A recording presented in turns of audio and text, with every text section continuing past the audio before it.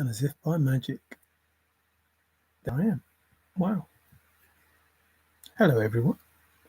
All 1, 2, 3 of you, however it goes.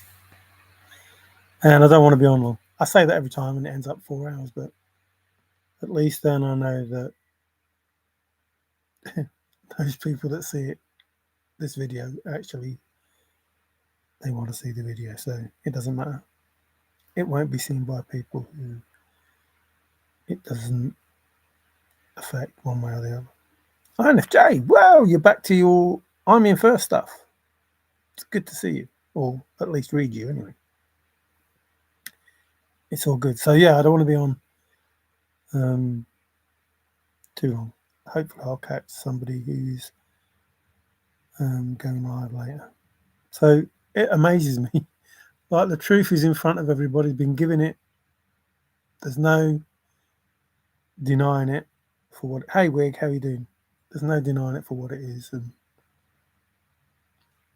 still, I don't know.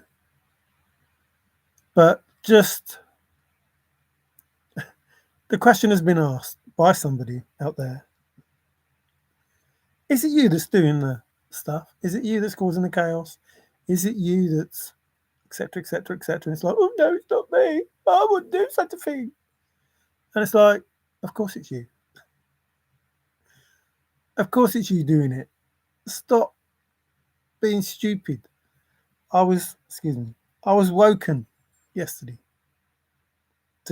morning, for some stupid attempt from somebody. And I wasn't impressed, I have to admit.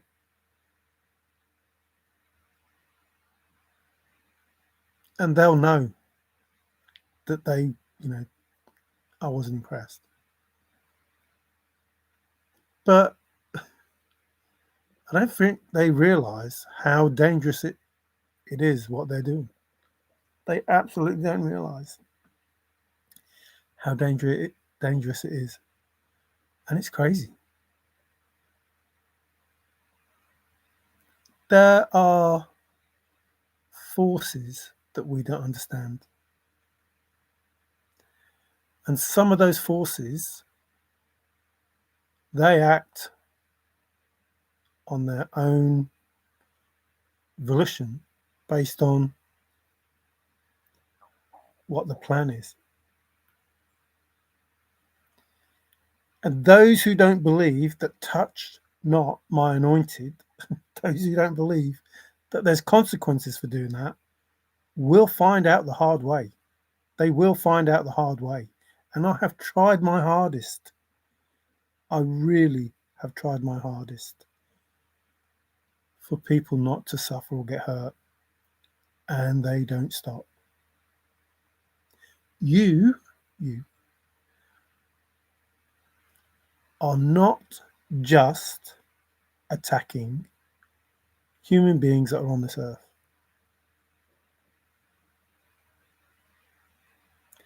And if they are being protected, it is those beings that are protecting them that are going to come around and say hello to you.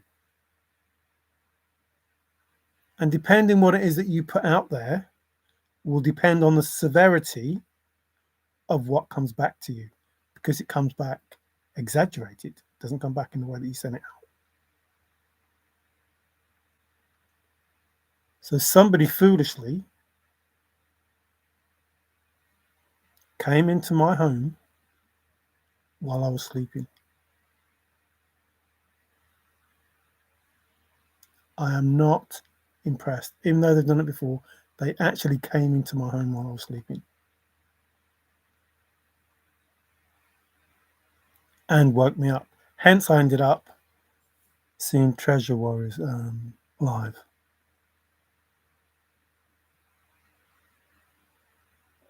Otherwise, I wouldn't have been awake for that. But I can tell you now, the repercussions of that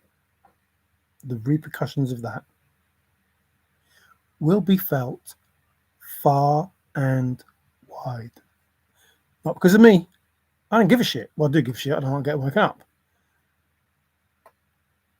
But I don't give a shit to the point that I will try and exact revenge. I don't give a shit.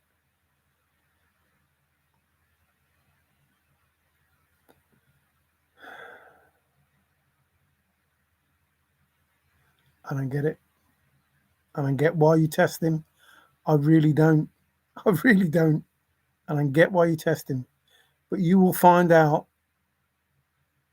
in the most severe way that you made a big mistake. Not because me, I don't give a shit.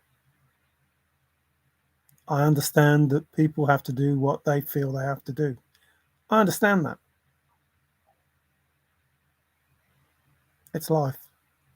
And you will reap the consequences. It's life. I can't say that I'm a perfect human being. I can't say that. But I'm happy with who I am. And that's the difference. I may not have done all the best things in life, but I'm not doing things that make me question my worth. As I know, there is someone out there who is. And to that person, this is a different person. To that person, I say, look, it is not me that has to forgive you. It's not me.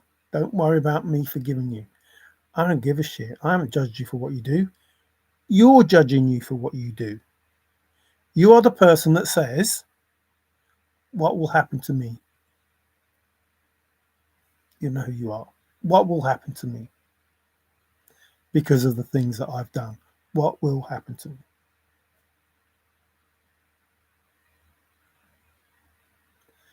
So the fact that you're asking that question, the fact that there is some concern, nothing that I do will make it any better for you. Nothing that I do will make it any better for you. Everything that you do will. It's all on you. You are judged because of you, not because of something that I think or that I do.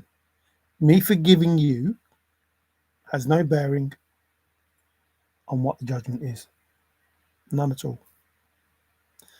I could probably ask for good things to happen, but I've already said you were covered and now you're not. You were warned and ignored everything. Judgment was called and everyone is being judged. And told you weeks ago, I'm not allowed to help anybody because it is the karma, the lesson. It's the lesson that you karma, oh, I'm being punished, No, you're being given lessons to learn. The only way, I don't know how many times I can say the same thing. The only way is to learn the lesson.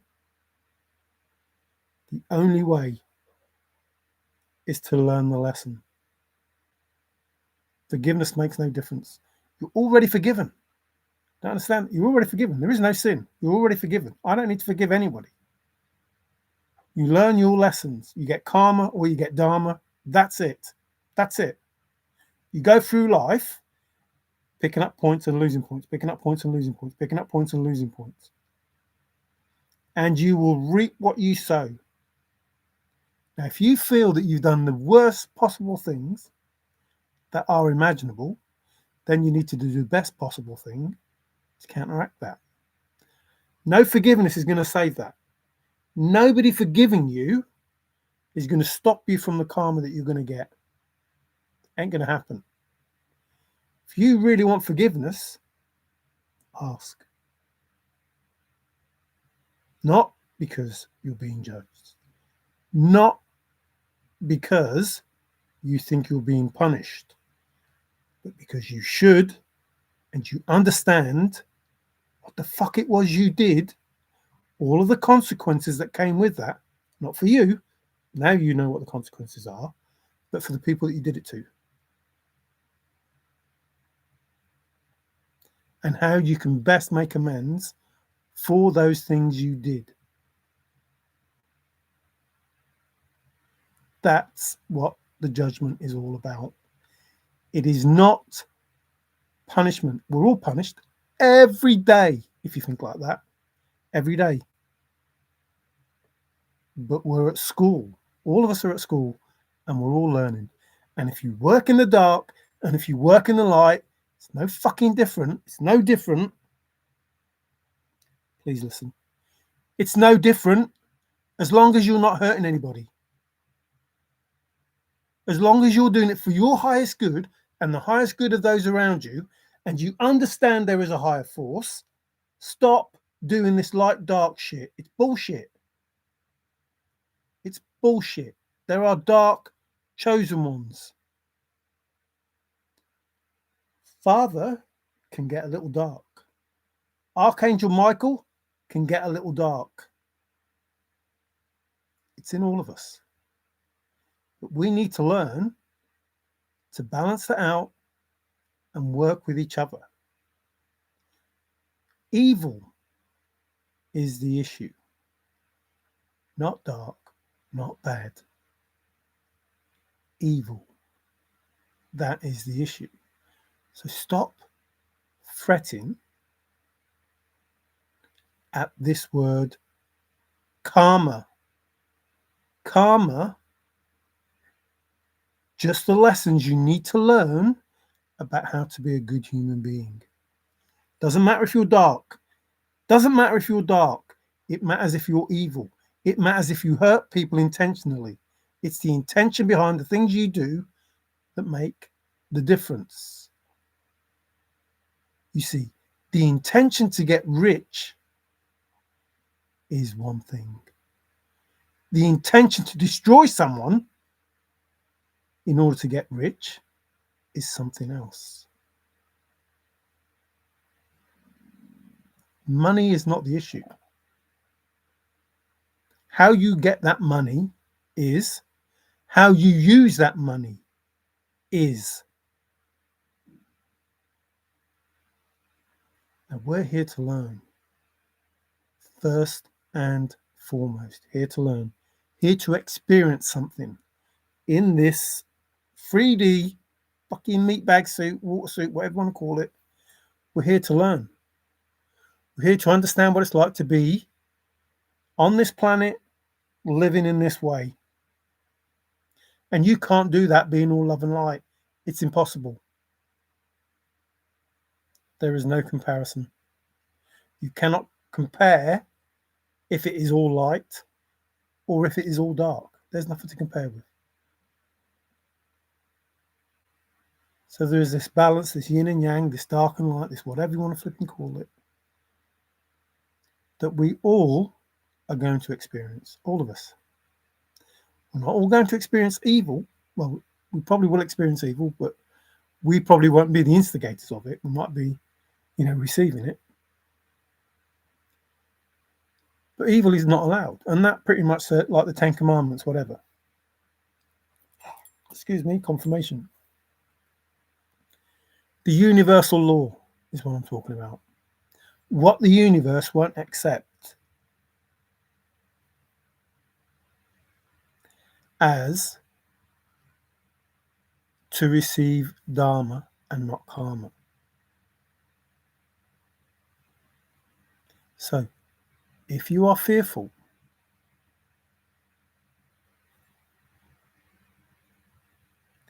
you don't need forgiveness off no one. You need to forgive yourself. You don't need to forgive anyone else. And no one needs to forgive you because it means nothing. Because we're not allowed to judge. He who has not sinned cast the first stone. Judge not, lest ye be judged. So don't judge. And if you don't judge, you don't forgive because everyone's already forgive because there is no sin. The only sin is failure. It's a synonym Failure, confirmation, don't know if you heard it. Failure to find the Father,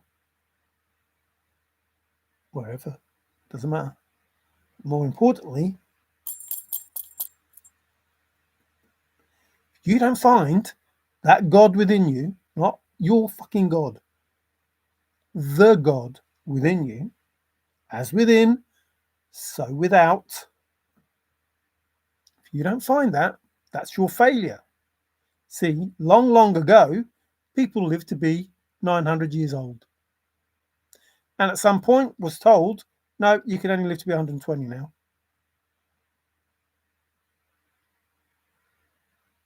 Stepped away from, and the DNA doesn't work the way that it did.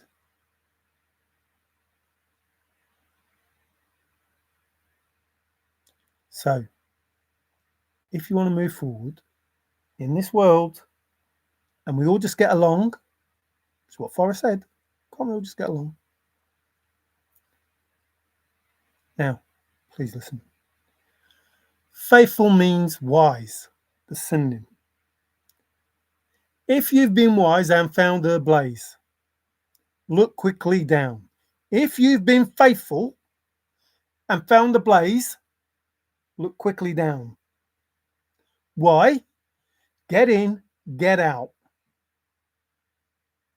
He said he meant that. All of these solves that these people come up with, why have you got to get in and get out? You certainly got to get in and get out when you're at faithful. You'd certainly need some gloves. The hot water would affect the patina. It also means meek. From there, it's no place for the meek. Listen to this. From there, it's no place for the meek. I know what you're all thinking. Oh, from there, meek shouldn't be there. It's not saying that. It's saying don't leave that place. From there, leaving there is no place for the faithful. Because once you leave faithful, you will no longer where warm, faithful waters halt. You will no longer arrive back where you started and know the place for the first time because you've gone away. Solved the first two clues and fucked off.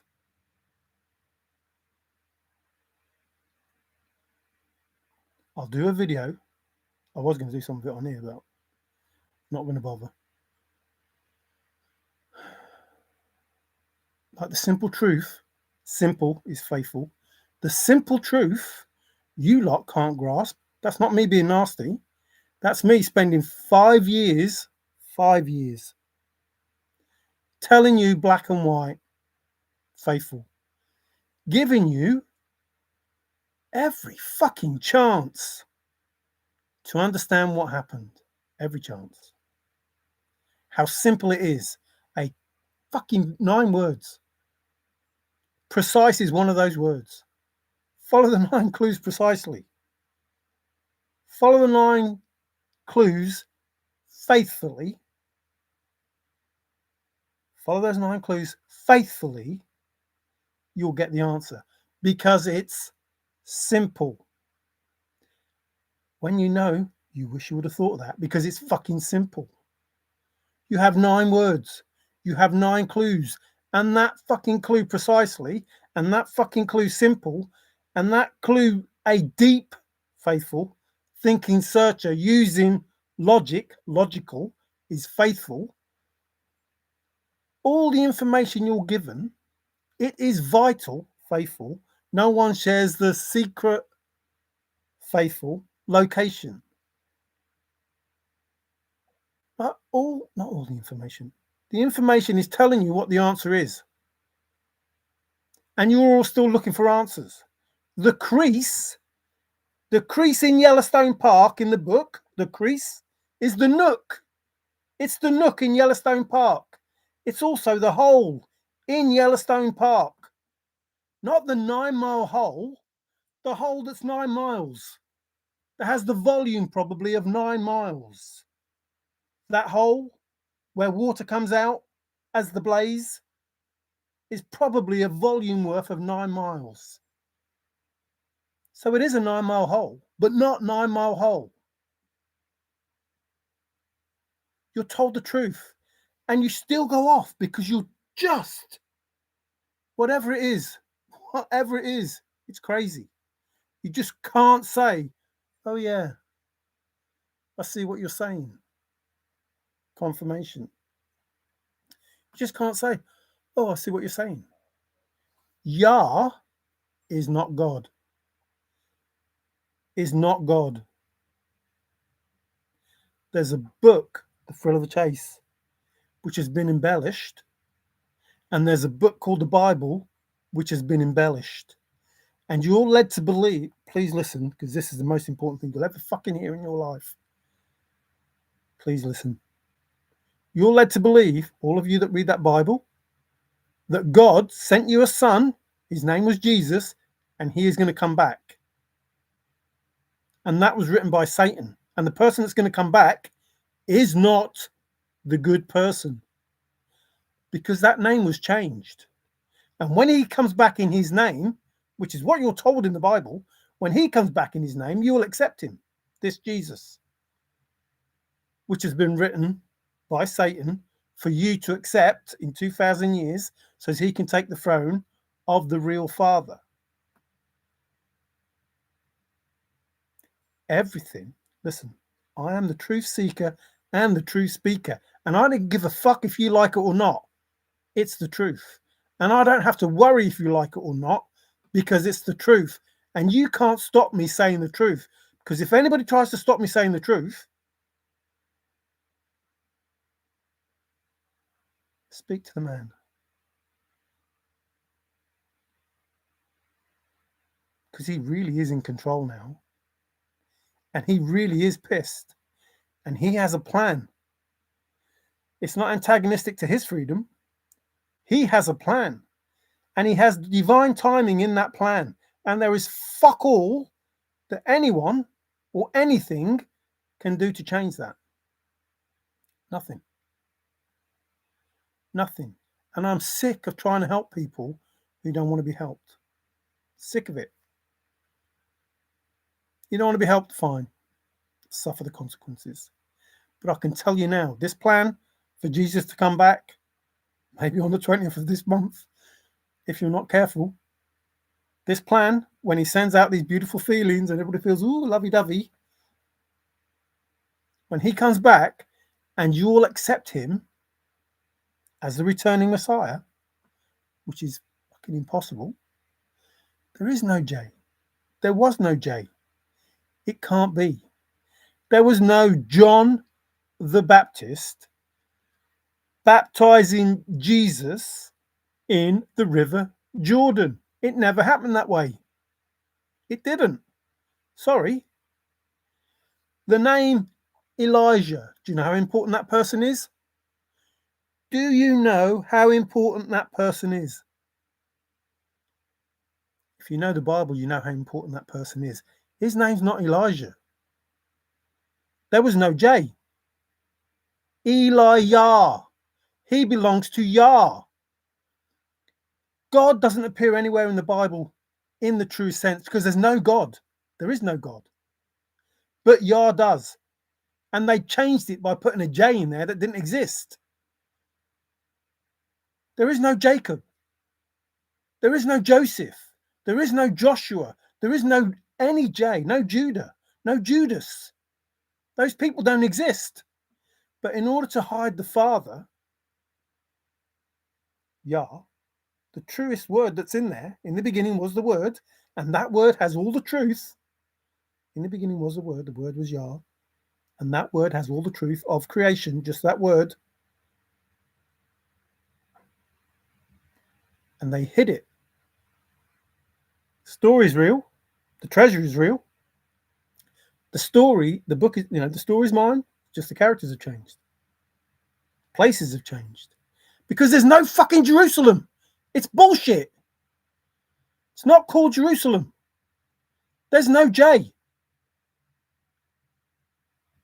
It's the city of peace, a divine city of peace. It's not called Jerusalem. It's not called Jordan. The place itself is not called Jordan. You've been lied to for thousands of years. Constantine has a lot to answer for. Are you listening? Exists in all time and space. And if judgment needs to be called on him and his descendants, it will be called. For changing everything. Changing the calendar, 13 months, 364 days. Changing the Sabbath, changing everything. Why? To take everybody away from the truth. I am the truth seeker and the truth speaker, and I will reveal the truth. And I said, those who fail to speak the truth in this now moment will fail the test. So if you're worried, moving forward, speak the truth. Now, a lot of truth has been coming out, and more truth will be coming out. I'm trying to help people. And I don't care if you get upset if I raise my voice or if I don't raise my voice, if I'm nice or if I'm not nice. I don't care. I care that you wake the fuck up. That's what I care about. I care, and I know I've affected some, I care that I open up that fucking heart of yours and let you see the truth. Because these people are desperate and they're trying all manner of things to keep you under control. They won't succeed, but they are trying. Now, me speaking the truth, waking other people up is not good for their business. And their business is to keep us. That's what their business is. That's all they care about. That's all they care about.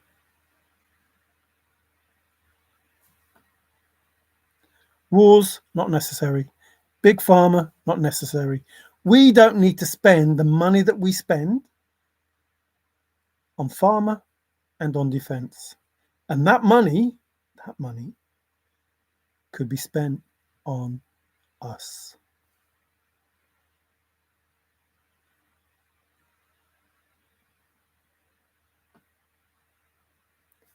Not on them.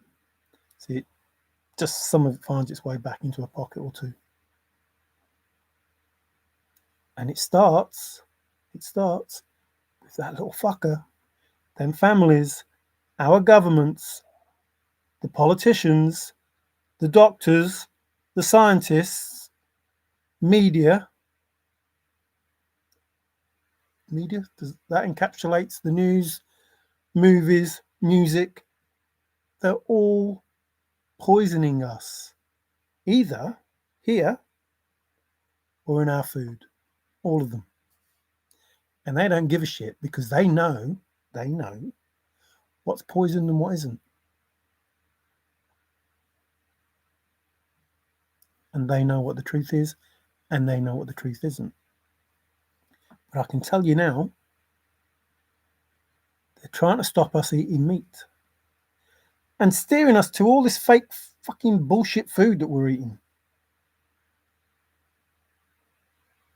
And they're giving us excuses as to why we should do this, this, this, and this, and this. But really, they're just trying to corral us in. Yep. They're pushing us into the corral, making us think that we're going to be safer there. Like it's our decision to be corralled, to be fenced in, to be treated like fucking animals.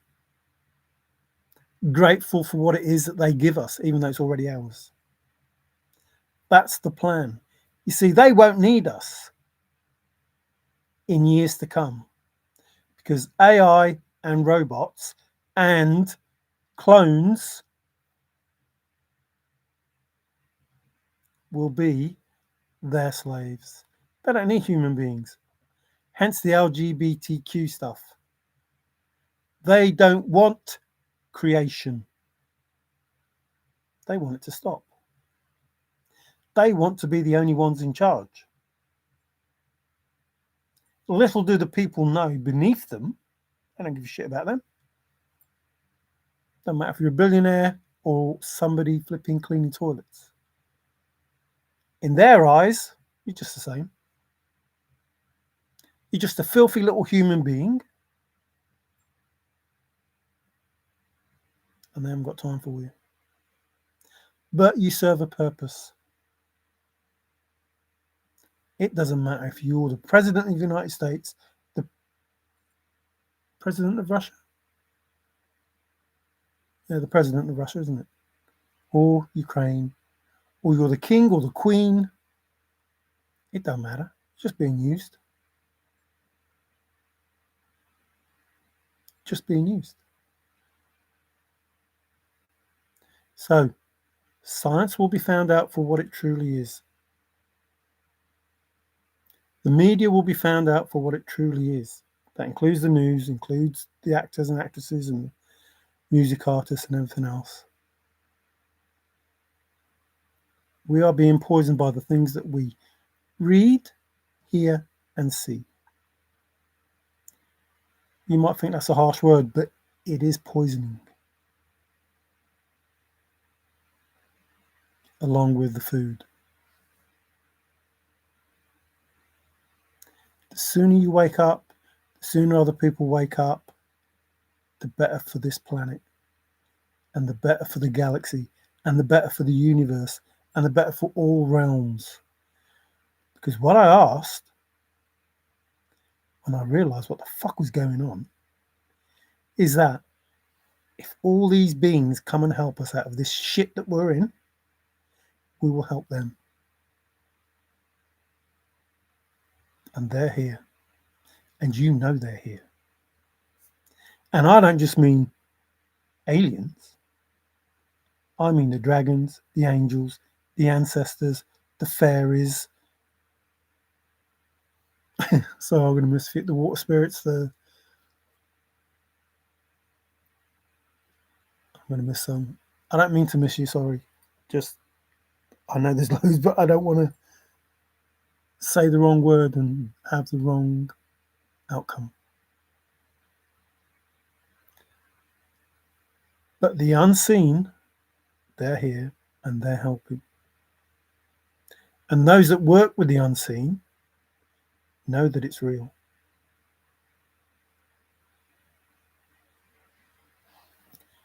And you might think that I'm crazy and I don't care. I don't care. But they are real because it's all energy. And if you don't believe in dragons, tough. Because they believe in you. And if they believe in you and they need to get something across to you, they will get it across to you. And if you don't believe in fairies, tough, because they're real. And if they believe in you and they need to get something across to you, they will. And trust me, when they get it across to you, you will regret not believing.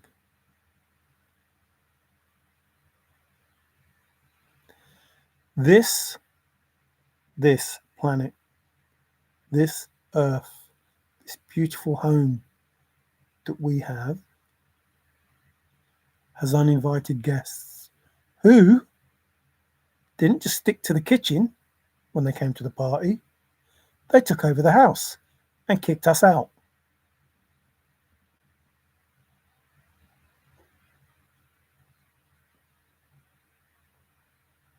And now they're going to get kicked out once and for all.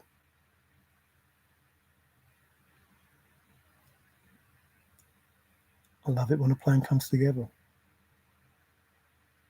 A cunning plan. See, divine timing, very frustrating, trust me, very frustrating. but it's there for a reason. Because if it happens the way that it's supposed to, as Forrest said, can I make it happen the way that it's meant to be?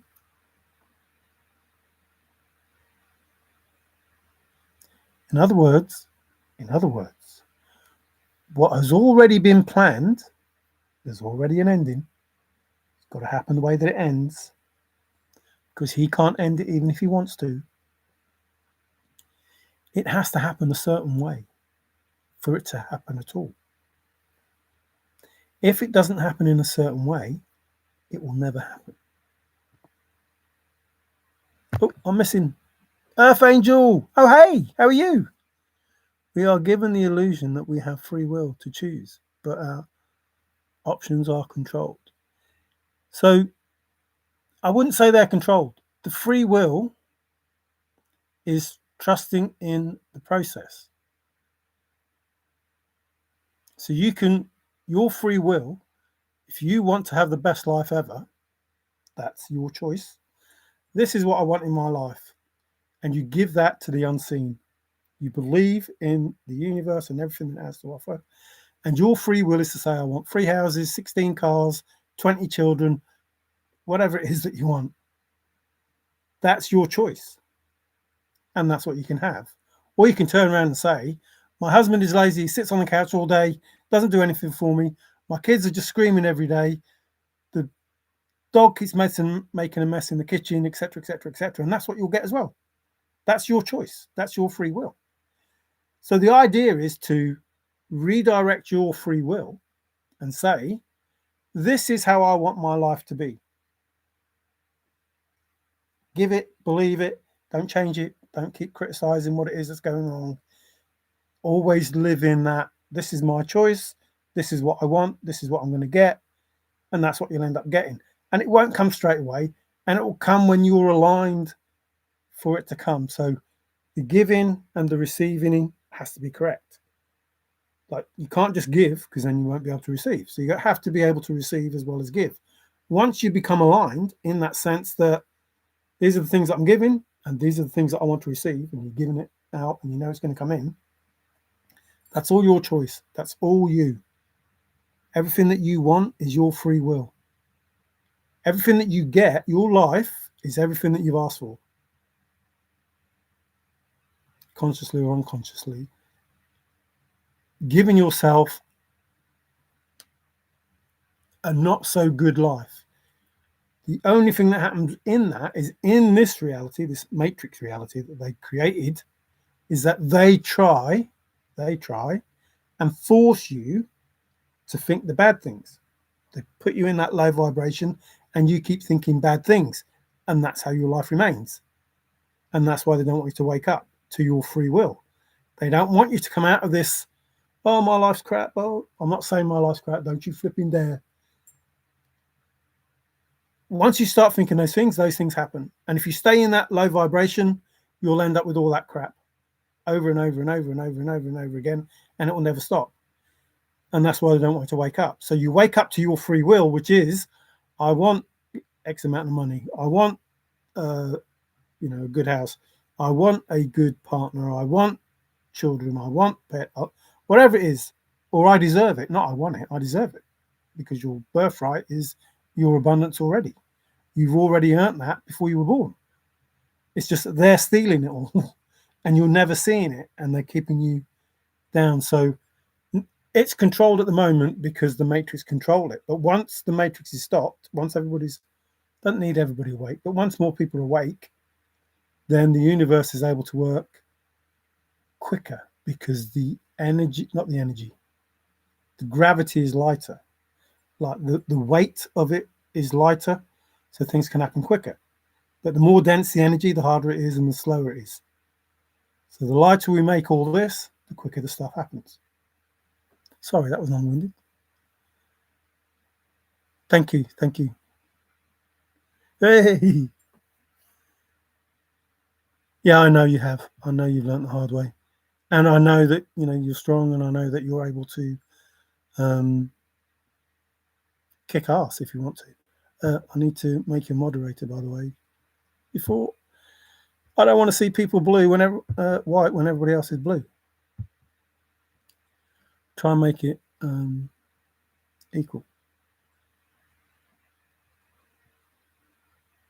Hey Dillard, how you doing, mate?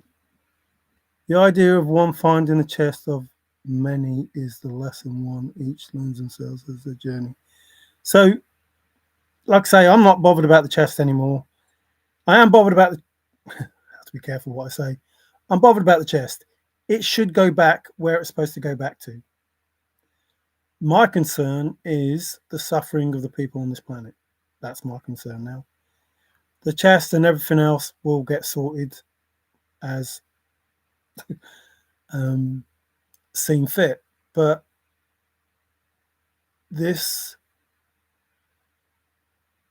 trafficking, prostitution, all of this poisoning of us, all of the crap that's going on that we don't know about has to stop. Has to stop. Like, I'm not saying I'd like it to stop. I'm saying it's stopped. It's finished. It's done.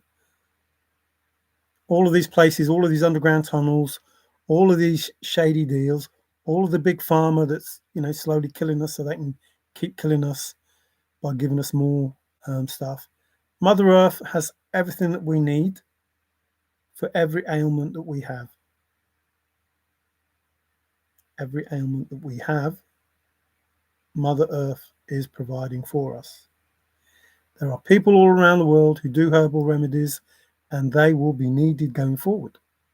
I'm not saying that they're going to, it's up to them how much they want to make, because they can make millions and millions and billions because of what they know and how they can heal people. But the doctors that we have, the scientists that we have, the big pharma that we have, we don't need them. We don't need them. We don't need the lawyers and the judges and the corrupt police and the FBI and the MI5 and the Interpol and everything else. All these people that have been bought that are supposed to be looking after us, our government employees and that, all these people that are abusing a system that's been run by this false matrix, it's all going to be brought out into the open.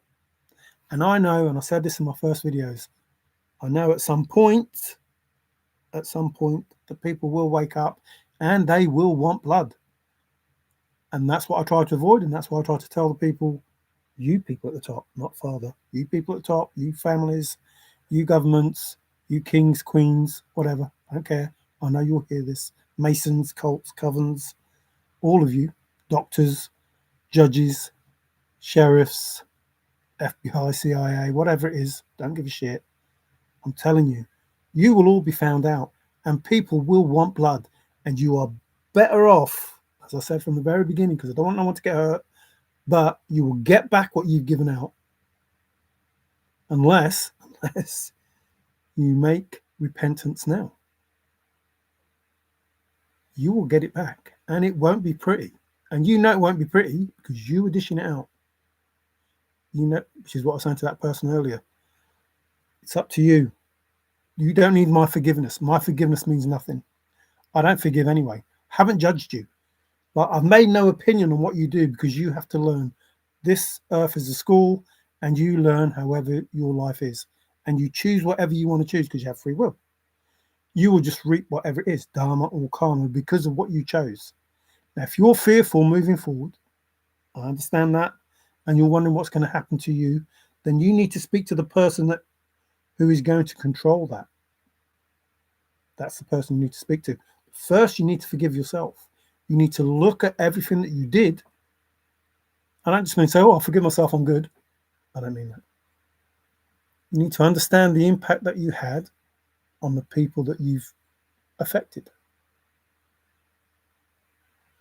And trust me, that can hurt, and that can make you cry, and that can make you feel all sorts of things. It can make you angry, it can do all sorts of things to your head. But you are better off going through that punishment within yourself, because the first rule, I keep saying it, know thyself. Once you know who you are, and trust me, you're a better person than you give yourself credit for. It's just that as time went on, certain things happened and you did more and more things. excuse me, confirmation. So once you understand who you are, then nobody can influence you. Like, this is the sort of person I am. I know who I am now. I know the things that I want to do. And anything that comes into my mind that I don't want to do, I know it's not me. I know somebody else is trying to make me do something that I don't want to do. And at the moment, people are trying to stop me moving forward, trying to stop me ascending, even though I think I've already ascended. But they're trying to stop me ascending. They're trying to stop me having a divine union. They're trying to stop me being happy. They're trying to do all of these things by putting what they think are obstacles in the way. But what the truth is I just alchemize, transmute, and move on. So they just make me stronger because I know it's not me. You're not going to convince me to do something that I don't want to do that's going to make me worse off. That's not going to happen. It isn't going to happen. But the only way you can be in that position is if you've done the work. And this dark night of the soul bullshit is not a dark night of the soul. It's fucking months and years going through a whole load of pain and a whole load of working out. Why does that trigger me? Why does this trigger me? Why does that trigger me? Why am I triggered at that? Why do I feel bad about this? Why do I want to do that? All of those things. And you have to face them. Like, it's a battle. Not just face you. I had to come to the conclusion that this person that was called God, that I'd known all my life, even though I didn't follow God, I'd known God all my life, and I know there's something out there, and I assumed it was God based on the Bible and everything else that I'd read.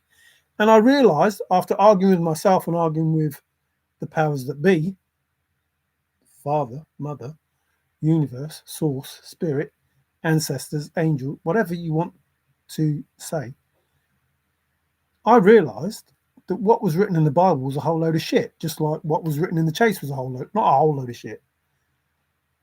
The words of wisdom, they're true. Psalms and stuff like that, they're true. The allegories, they're true. This, go take your son and kill him, is Father taking his son and killing him, not that person. Elijah is not Elijah, it's Elijah, which is belonging to Yah. That's his name. Ever likely is a prophet because his name means he belongs to the Father, or however that actually trusted or no, he's trusted here. He'll know how it works. Hey, ready to kick ass. I love that. Marissa, have you already begun the manifestation process? It's become the solver of the Forrest Fenn treasure hunt. I've applied my knowledge and time to have solved it. Who was that? Imagination or Dillard? Imagination. Okay. I think it might be a bit late now, but as I see it, we have this thing called, what's his name? Mandela effect. And things change because someone manifested something different that wasn't what it was. So Mandela didn't die, he was alive. The Monopoly bloke doesn't have the monocle in our world now, but he did, before. So we have this thing called the Mandela effect. So your reality is shaped by. So it's possible, imagination, that in your reality, if you can manifest it, you're the solver. You're the solver in your reality. But at the moment, we're in my reality. So, no. At the end of the day, like I say, I am not so bothered about the thrill of the chase anymore. But I am respectful to the thrill of the chase because that's what's opened my eyes. Within the thrill of the chase, we were told that it was fake. Basically, Forrest was talking about fake, which is why the virtual trove. But fake this, fake that, fake the other.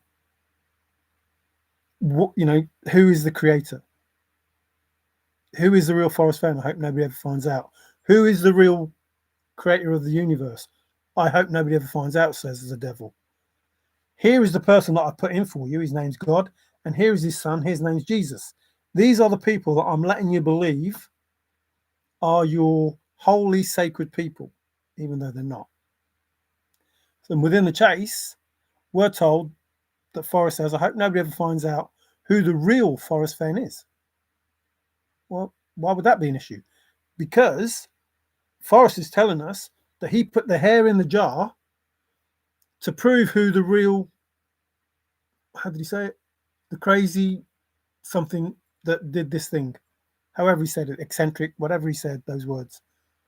Who did this thing? And it's like, well, we all know it's you, Forrest, because you've done all those interviews, wrote all them books, you said it was you. Why do we need the hairs in the olive jar to prove which crazy person did it? Are you saying you didn't do it?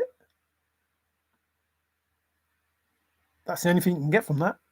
So we have a creator of the universe who is not really the creator of the universe, God, Jesus. People say Jesus is God, so whatever. He's not really the creator of the universe. Obviously, Yahuwah is, because in the scripture, that's what it says. It says Yahuwah. And the praise hallelujah, there was no J. So the first praise of any God, hallelujah, first praise of any God is written with a J that didn't exist until 1524. So you have to take that J out because it didn't exist until 1524 and put in the real letter that was there, which is Y. And then you find out that most of the Y's that are in the Bible, most of the J's that are in the Bible are really Y. There's no such place as Jerusalem. It didn't exist then. It was changed by, not Constantine, because he tried to change other stuff, but this French bloke before King James came up with the J, and then James decided to put the J in his version of the Bible. So before his version of the Bible, the original version of the King James Bible still had the I in it. So if you can get the first edition of the King James Bible, you'll see that it still has the I. And then later on, they put in the J, because the whole point is to take you away from I-E, Yah. You can't have that I-E. So you put the J in. Because if you really wanted to use the word Jesus, you could use the word G, which means earth, G-E, in Greek. They had the J, there to use, but they didn't, because they wanted to get away from the true creator. And you end up with this word called God that came out of nowhere. Like, has no reason for it to be born, apart from it is Gad, G-A-A-D, Gad. In Gad we trust. He is the demon of fortune. So in America, trust me, look at the Pentagon, and not just the Pentagon itself, but the Pentagon that's in Washington, the mark that it makes within, if you have a vertical view of it, a satellite view, and you can see that it's based all around the devil, and those sort of worships, so the Illuminati and all that crap. So the whole setting up of it, God's country, not Father's country. He's not looking after you. Gad is the God of fortune. He's looking after you. Money. Your country, USA, is based on money, the worship of money. And you prove it by saying it's the American dream. Forrest changed it to the thrill of the chase. So you grow up chasing. You all grow up chasing. Around the world we chase, the material world. And yet, the truth is, as my beautiful earth angel will know, we don't chase. We attract. So we're led down this false road of chasing. Really, we don't chase, we attract. There is no fish ever that benefited from a lure. None. Nope. Don't know who that was. No fish ever benefited from a lure. None. And if we went looking for the lure, the chest, that means we were just going to get caught up in something that was probably not going to be the best for our... And it wasn't. Lots of people lost their relationships, lost money, all sorts of things went bad for them in the chase. Lost their lives because they were chasing something. So I no longer chase anything. Like, if anything wants me, if money wants me, here I am, come and get me. If love wants me, here I am, come and get me. I ain't going nowhere. But I'm not going to chase it. And the thrilled, is also faithful. So we were told by the creator of the chase, the thrill of the chase, that it was all bullshit. Now, he didn't come out and say it like that, but he said, nothing is as it seems. Now, if God had said that, your God, not mine, nothing is as it seems in this Bible, we would have had an idea that, something was amiss. Or if he'd have said, words don't mean what you think they do, we'd have understood that something was amiss. Or if he says, if not for my name, I would have nothing. In other words, his creation is stolen by God. His abundance is stolen by God. His children are stolen by God. His love stolen by God. And he's got nothing apart from his name, his one name for eternity. So if the Bible had said something like what the Forrest, Fenn, Thrill of the Chase had said, we'd have an idea that there's something amiss. And we'd have an idea to look at the words that has been used by Forrest to tell us what the answer is, or by God, your God, not mine, to tell us what the answer is. But your God didn't put those words in there that do mean what you think they do. My Father did, my God. He put words in there that mean what I think they mean. Yah means divine. Usha means protection. So his son that he sent us means divine protection. Jesus doesn't mean shit. Well, it means earth pig. Jesus does. It means earth pig. But Yahusha, the son of Yahuwah, is divine. Yah is divine. And Yahusha is divine protection. So we have the divine Father giving us the divine protector, which is what Jesus said to be. But in reality, if not for my name, in reality, using the real name, we get the real answers. Using the real words, we get the real answers. So, begin it where warm waters halt doesn't mean begin it where warm waters halt. It means something totally different. But you will always believe that's what it means. If that's what you do, you will never get the answer, because the information in the thrill of the chase is to hide the chest, not to help you find it. It's to hide the chest. So if you believe the information that you're reading is true, you will never get the real answer. If you believe the information in the Bible is true, you will never get the real answer unless you read it a little different. So if you get lost, go back to the beginning. Well, the beginning in the chase is warm waters halt, the blaze, and the Homer Brown, all in the same place. And once you know that, you arrive back where you started and know that it's the finish. You arrive back where you started and know the place for the first time. In the Bible, the beginning is supposed to be Genesis. But, confirmation, it's supposed to be Genesis, but it can't be, because Adam and Eve were around in the Bronze Age. Well, the beginning was at least Stone Age. So there were humans around before Adam and Eve. Okay, so now there's two Genesis. There is humans, or humanoids, or hominids, whatever, and then there's us. There's that missing link. There's that, what did these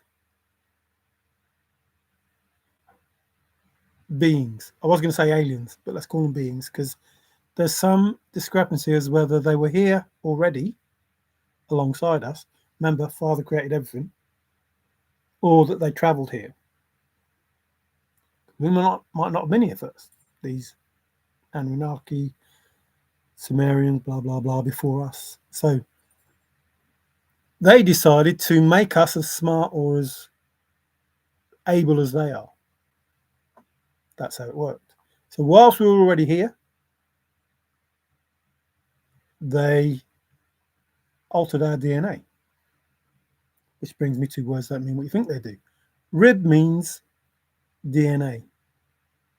So if rib means DNA, then the rib of Adam, the DNA of Adam, helped create Eve. Just because you're reading the word differently, the word is still there. But I don't know if you had the Hippo word app. Father put in the truth. He put in the truth that these fuckers that are ruling us didn't see. And they thought it was safe to leave words like rib, rod, staff. Yea, thou walk through the valley of the shadow of death stuff. So you don't have to fear anything because you know that the creation, the rib, rod and staff, you know that that comforts you. That comforts you because you evolved through knowing about Adam and Eve.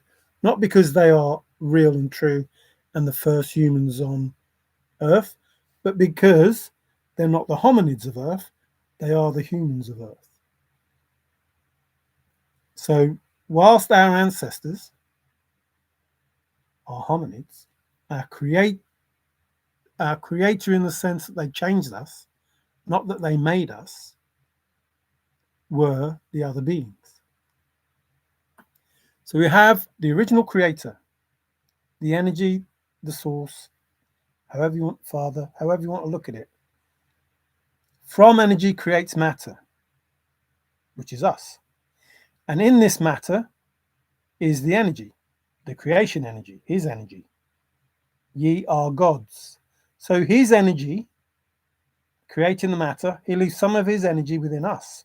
So we are then able to create as he created. And he says, Father, Mother, don't forget Mother. He says that others will come and do more wondrous things, which means the matter that he created and placed inside us the energy, ye are gods, the kingdom is within, all of these little hints.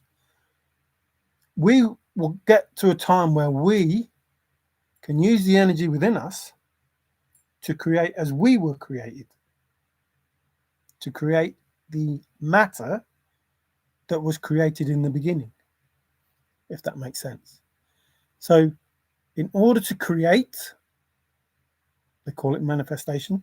In order to create, we have to take it from the unseen, the energy that exists, and create matter with, as Forrest Fenn said, our imagination, which is more important than knowledge. The knowledge we have keeps us stuck in this low vibrational energy, but the imagination allows us to be limitless. We can have anything. Like nothing. The imagination is so limitless that anything is possible. If you can imagine it, it's possible. But you have to be aligned and you have to have faith. So everything that Forrest is telling us, very spiritual. I'm religious, not spiritual, but spiritual and religious, both faithful. But he also said Peggy would be waiting, which is faithful. So whilst they could have different holidays, Peggy would still be waiting, faithful, whilst Forrest was at faithful, or wherever he was. But she would be faithful, which is what he's saying. She would be waiting, so she would be faithful. And when they come to the fork in the road, they would take it together because together they're faithful. So Forrest has given you the words and made you believe something totally different.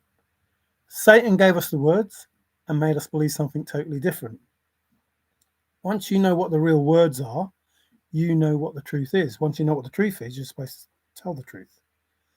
And Forrest said, tell the truth, but not all of the truth, or half the truth, or whatever he said, however he said it. Or not all the time, whatever he said. You have to tell the truth, but not all the truth. I can't remember now. It's been that long since I've used those statements. So Forrest has told us everything that we need to know about the fake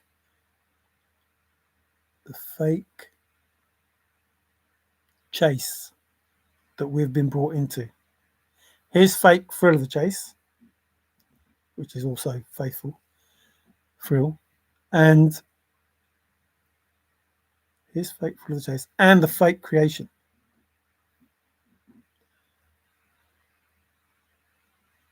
If Forrest knew that, I don't know. I don't know if Forrest knew that. But I do know he said, trust no one, not even me. That's what he said. Trust no one, not even me. If, listen please, if God, your God, had said that, or if Jesus, your Jesus, had said that, you would have an idea, because Jesus is God and Forrest is the creator, so they're the creator. If they said, trust no one, not even me, I wouldn't need to be telling you these things, because you would hopefully not trust this being called God or this being called Jesus, because it's fake. So, based on going back to the beginning, which is the scripture, you get the truth. If you get lost, go back to the beginning. The beginning is the word. This is all about the word. Faithful is word for word. Word for word. Take a word, change it, or at least understand it. If you don't understand it, you won't get the truth. So Major Forrest Burke Fenn, with his fake truth, gave us the answers. In the scripture, there was the answers. But in the fake, remember, the story's the same, it's just different. So we've got the Bible. In there was fake truth. There was words that didn't mean what you thought they meant. And there were names that, if not for my name, I would have nothing. So you take away the name of God and Jesus, and they don't have anything. If you're waiting for Jesus to come back, he will come back. But he is not your savior. Remember, Forrest said it's difficult but not impossible. Didn't he? It's difficult but not impossible. So they changed these names. They changed these names and made us all believe for thousands of years that the Creator was God and Jesus combined, and we should worship them. Everything that we gave to God and Jesus, we were giving to the demon Gad, the Lord, Baal, all of these demons, we were giving to them. Isis, all of those, our love was going to them, our energies were going to them. Once that stopped, and it goes to the true Creator, your lives will change.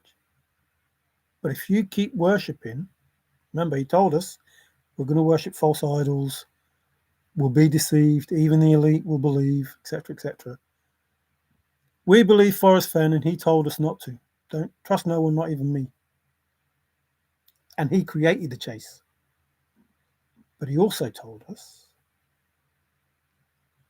a necessary, which is also faithful, a necessary evil.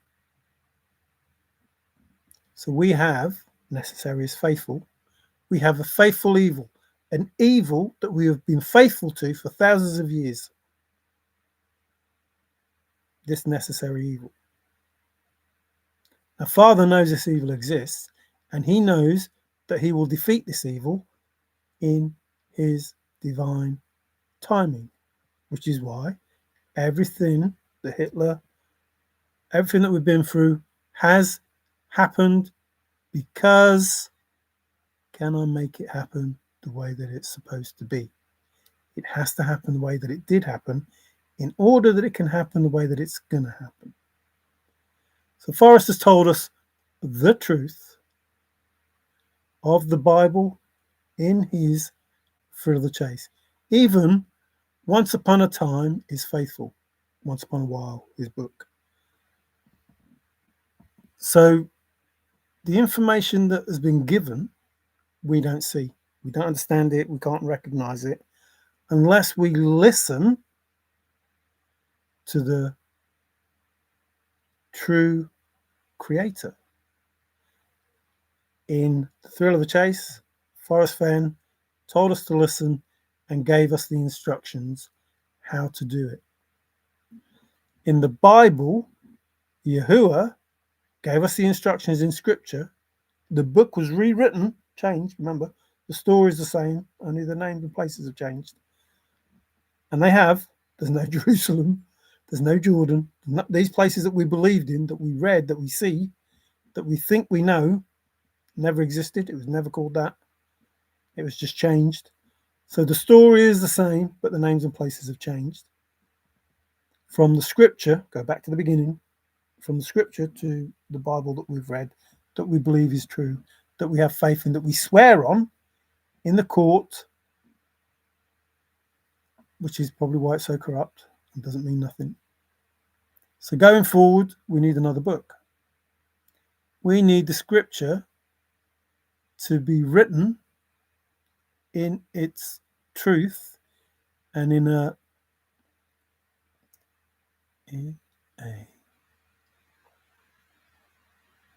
scientific way that the scripture was wrote, because within the scripture is the DNA, the chromosomes, the DNA sequence numbers, all of that is within scripture.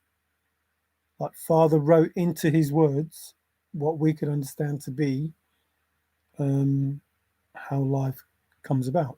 Because, excuse me, confirmation, in truth, it says that we were created from the earth.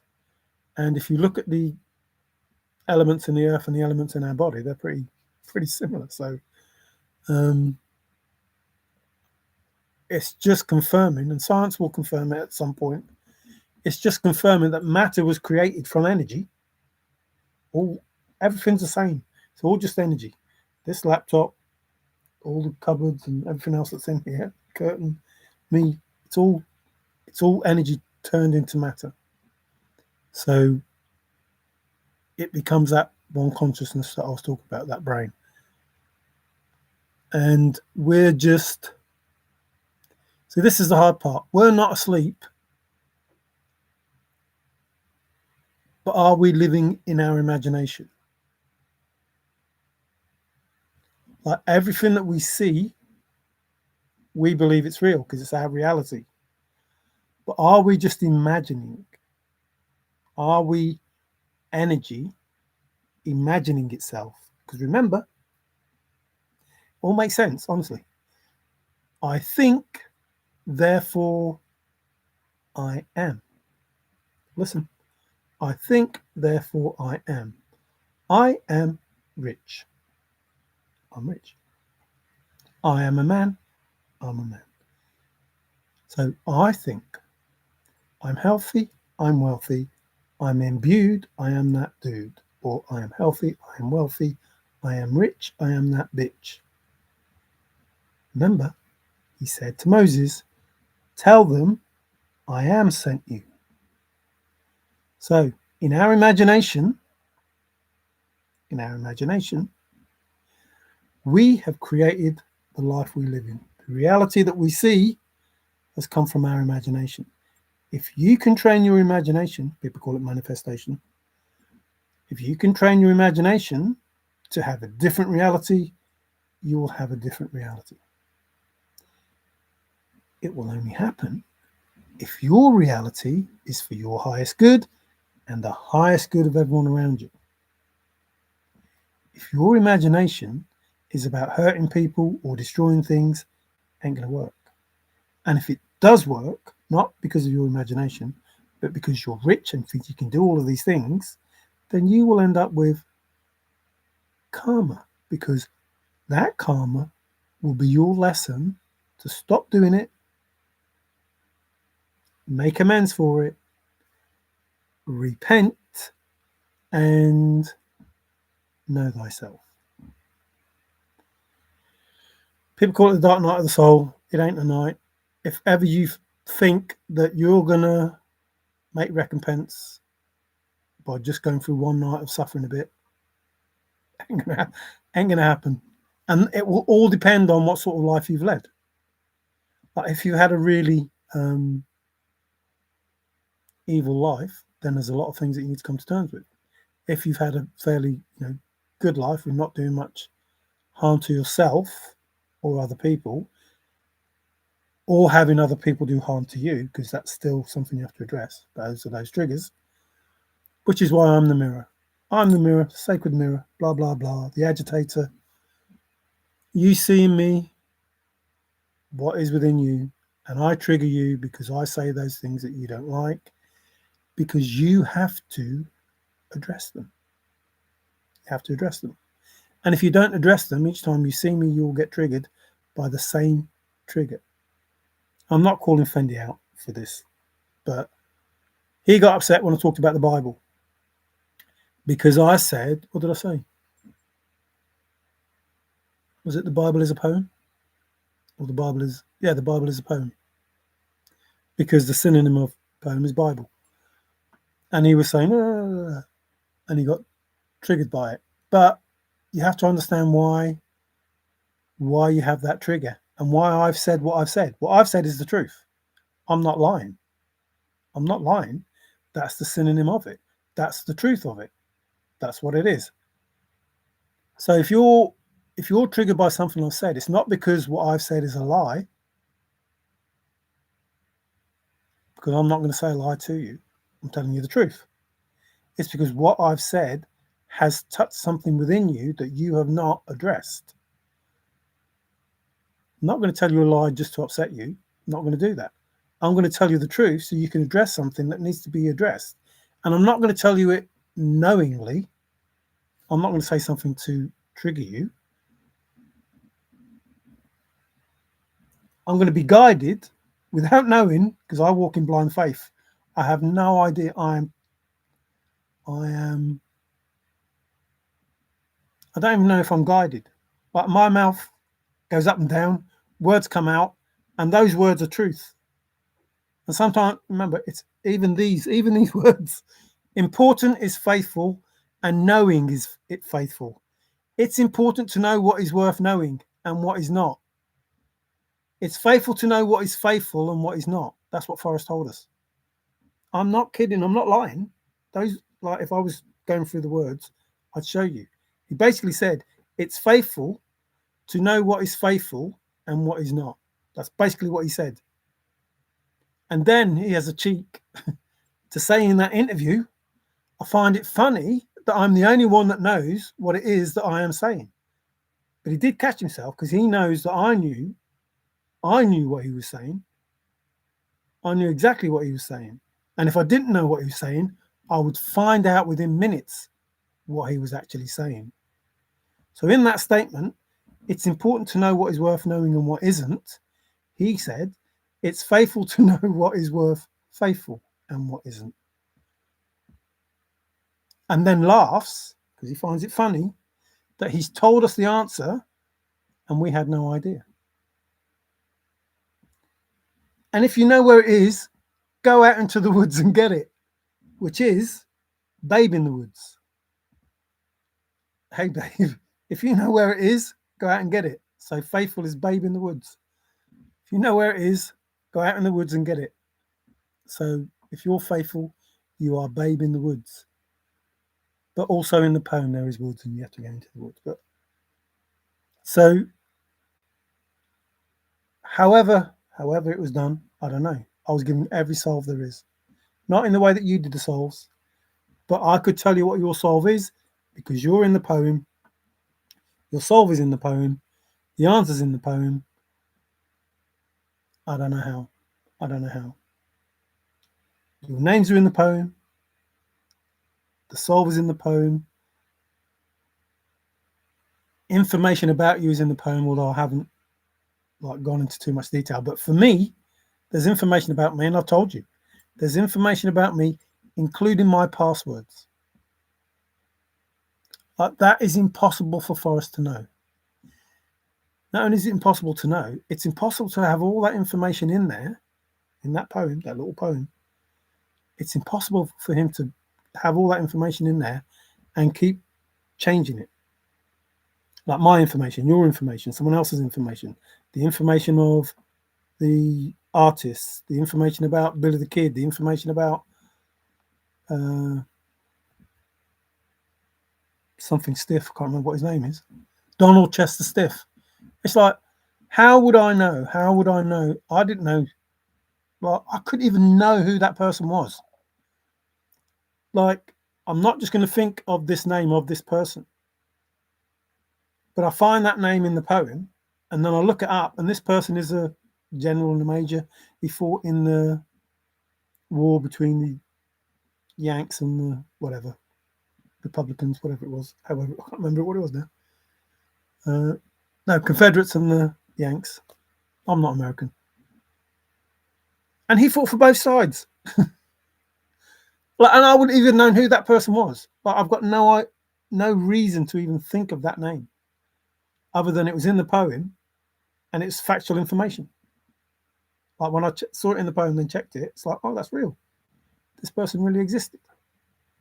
And Pat Garrett supposedly shooting Billy the Kid, not shooting Billy the Kid, supposedly shooting Billy the Kid, and him being in Fort Sumner was in the poem.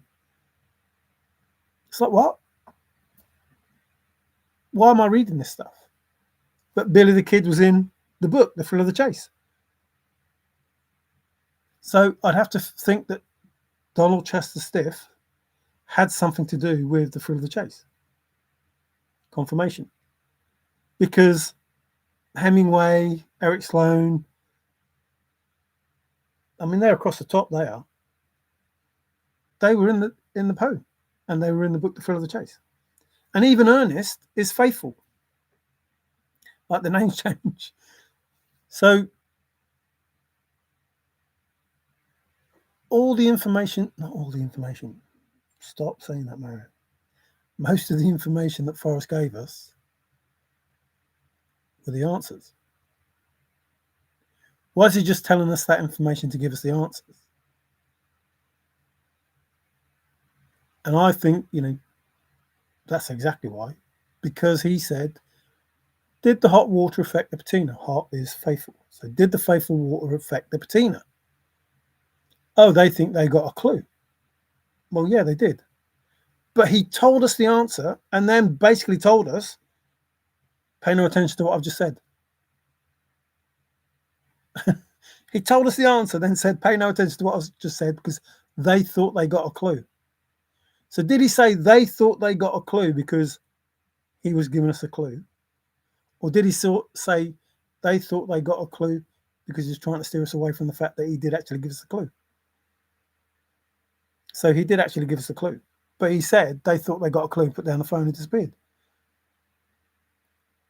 So in all of this, Forrest, like, genius is like too small a word for him. And it doesn't matter if you hate Major Forrest Burke fan or you loved Major Forrest Burke fan. Doesn't matter. And I don't judge him one way or the other. I don't care. I did love that man, just like, I love everyone. But how to put this? I had a way, but what was it? So I love wild animals. I love them. I love lions, love leopards, cheetahs, everything. But I don't want to spend any amount of time in their habitat. None. Don't want to. Bears, no. But, I have a great love and a great affection for them. And that's the same with people. Like, I love all people because we're all supposed to be who we are. That's it. You're supposed to live in your authenticity. I love the people for them being alive, basically. But those people that do horrible things, I don't want nothing to do with you. Because I don't want you to do anything horrible to me. And I don't want you to do anything horrible to the people that I love. Which is one of the first things that I said when I started doing these different videos. Don't hurt anyone that I love. And some stupid person or clever person or person who just wanted to be awkward said, but we don't know who it is that you love. I love everyone. I don't want to fuck with no one. I don't want to hurt anyone. Nobody deserves to be hurt in any way, shape, or form. No one. And it doesn't matter if they've been bad or evil. It's not for us to judge. It's not for us to judge. And it's not for us to forgive either. I know people keep going on about this forgiveness. Oh, you've got to forgive, you've got to forgive, you've got to forgive. No. Oh, yeah, but forgiving's for yourself. You know, if you forgive, you'll feel better. No. I haven't judged them. I don't feel bad anyway. So I haven't got to forgive to make myself feel better. And I haven't got to forgive to make them feel better. Because that's the only reason they want me to forgive them, so they feel better.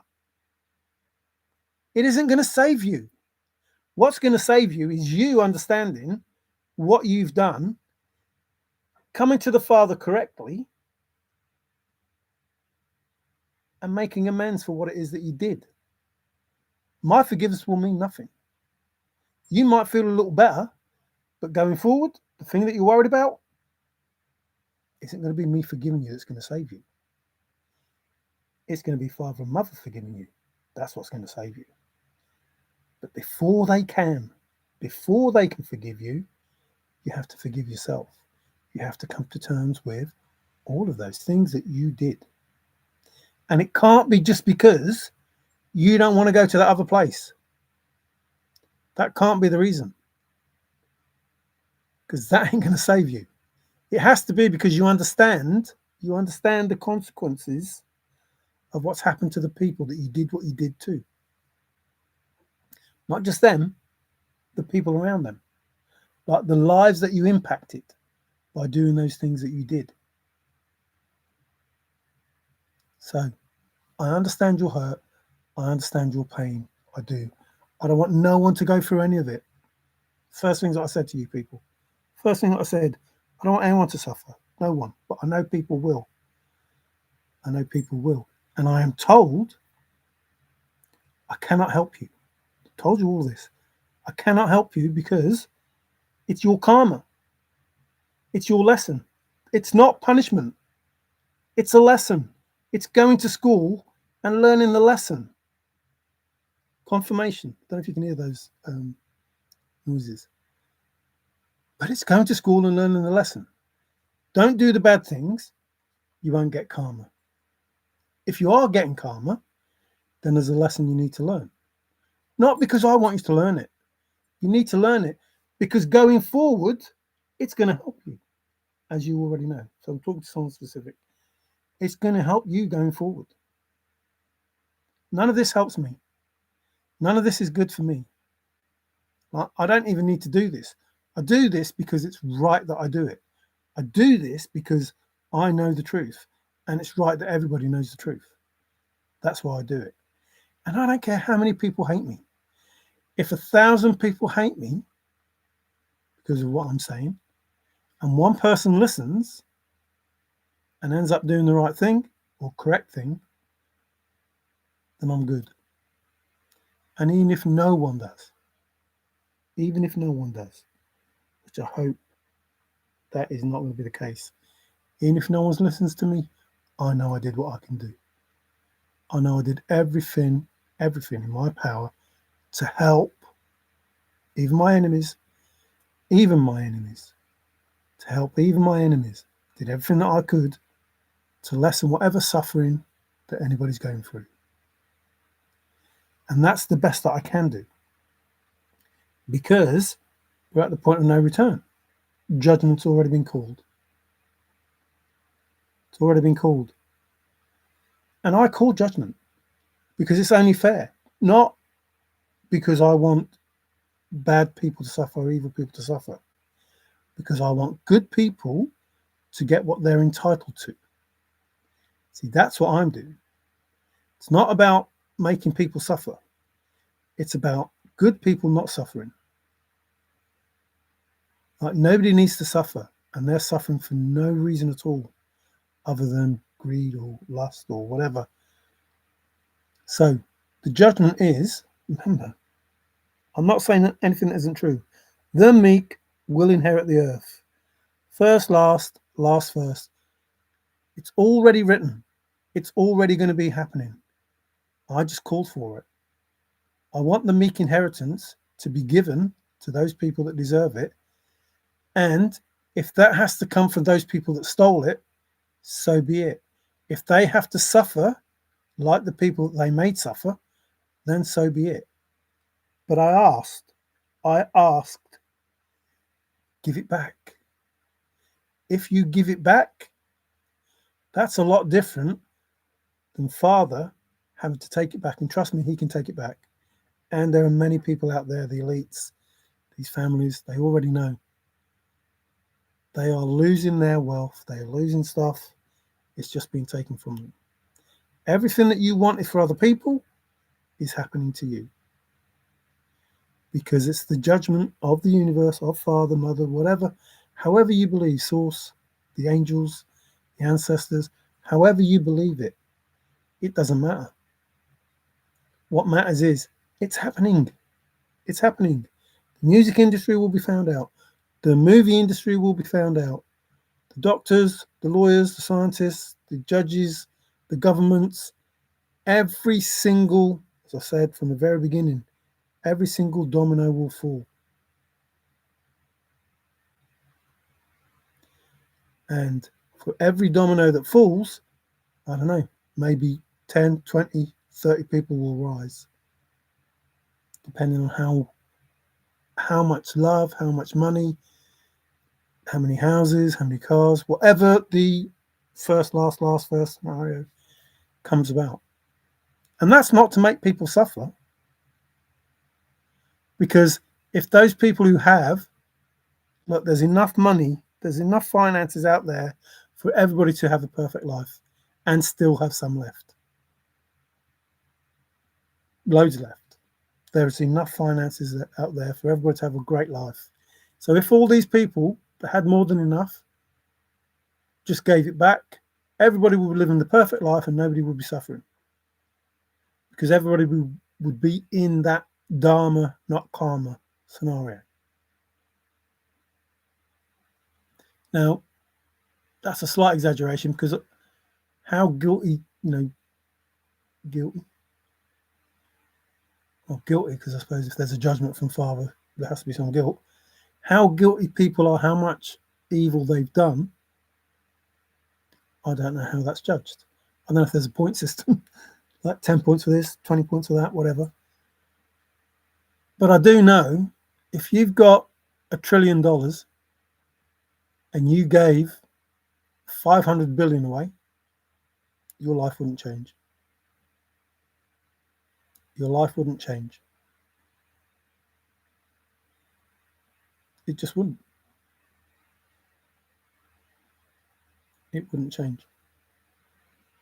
But if you've got $1 trillion and you want to hold on to it for dear life, excuse me, confirmation, because that's the sort of person you are, then Father might just take it all.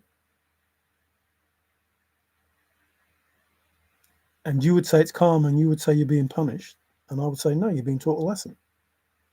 You don't need it all. It wasn't yours. You stole it. You should be grateful if you are left a pot to piss in, because you have not left other people with that much.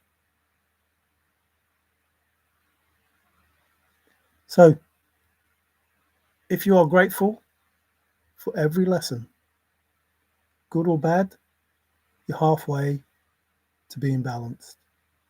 Within me, there is my masculine and feminine. It's balanced. My light and dark is balanced. My yin and yang is balanced. Well, as much as I know it's balanced. And trust me, for the lightest light, there's the darkest dark. And for the strongest masculine, there's the most beautiful feminine, nurturing, caring person that you could think of. But there's also the I ain't taking no shit from no one kind of bloke on the other side. And that's within all of us.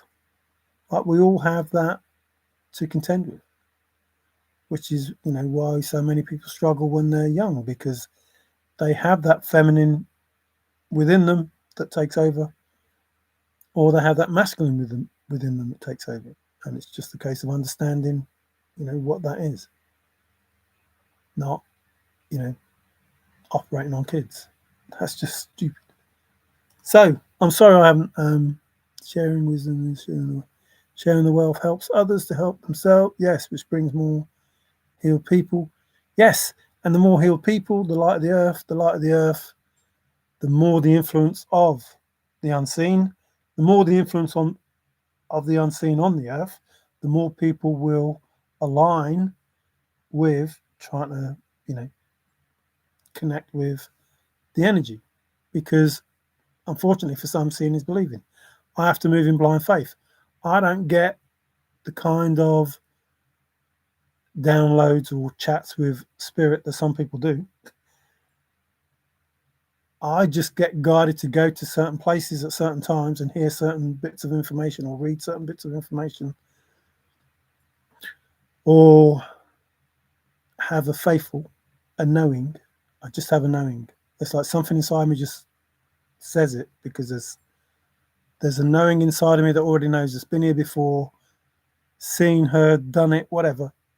And it just goes, boom, yeah, here's a bit of truth. And there's no conscious thought on my part. I don't think about it straight away. But there are some things that I think about and then I think, well, hang on, what if I have a look? What if I look that up? And then I look that up, and that's what I'm thinking about, and it confirms, like Jerusalem and stuff like that. It's like, well, if they try to hide the town Jerusalem, there must be a meaning in the town Jerusalem that relates to Father. And if they wanted to hide Elijah's name, there must be something in Elijah's name that relates to the Father. So I get those sort of knowings that says his name isn't Elijah, it's Elijah. So what does Eli mean? I obviously know what Yah means. So I look up those things and think, oh, that's why they hid it, because they didn't want people to know that that prophet, that priest, was so special to Father. Like, it's just a name to everybody, Elijah. He was this person that did this and this. But before he was born, he was given that name because of what was going to happen to him in his life. It was already predicted. That's why he was given the name. And that's why most of the people in the Bible were given the name. And that's why most of the names have changed, because they're separated from the true creator.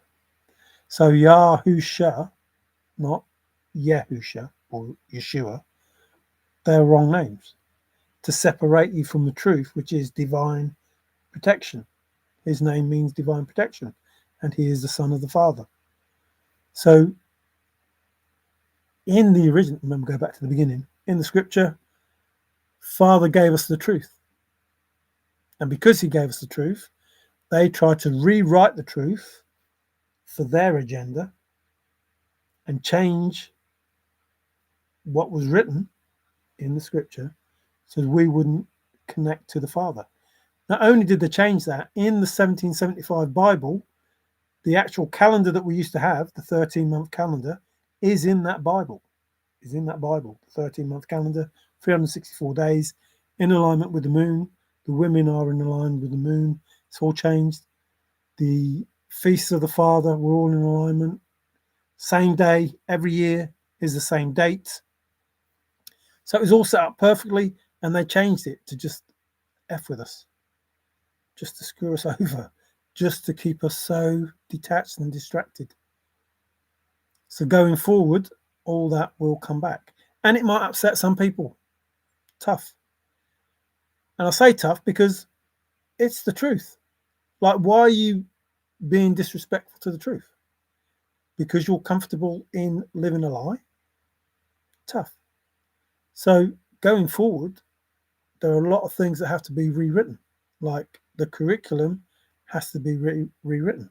Now, I know a lot of people now are turning to God and turning to Jesus, but there are these fake celebrities. They're worshipping the devil. When they're talking about worshipping God and worshipping Jesus, they know full well who they are. They know it's Isis. Trust me, I'm not lying. Look at the picture of Isis. Look up Isis. Look at the picture. That is Jesus. That's who you're worshipping. That demon, that deity, that entity. That's who you're worshipping. That's who will come back. That's who you will call Jesus, and that's who you will follow.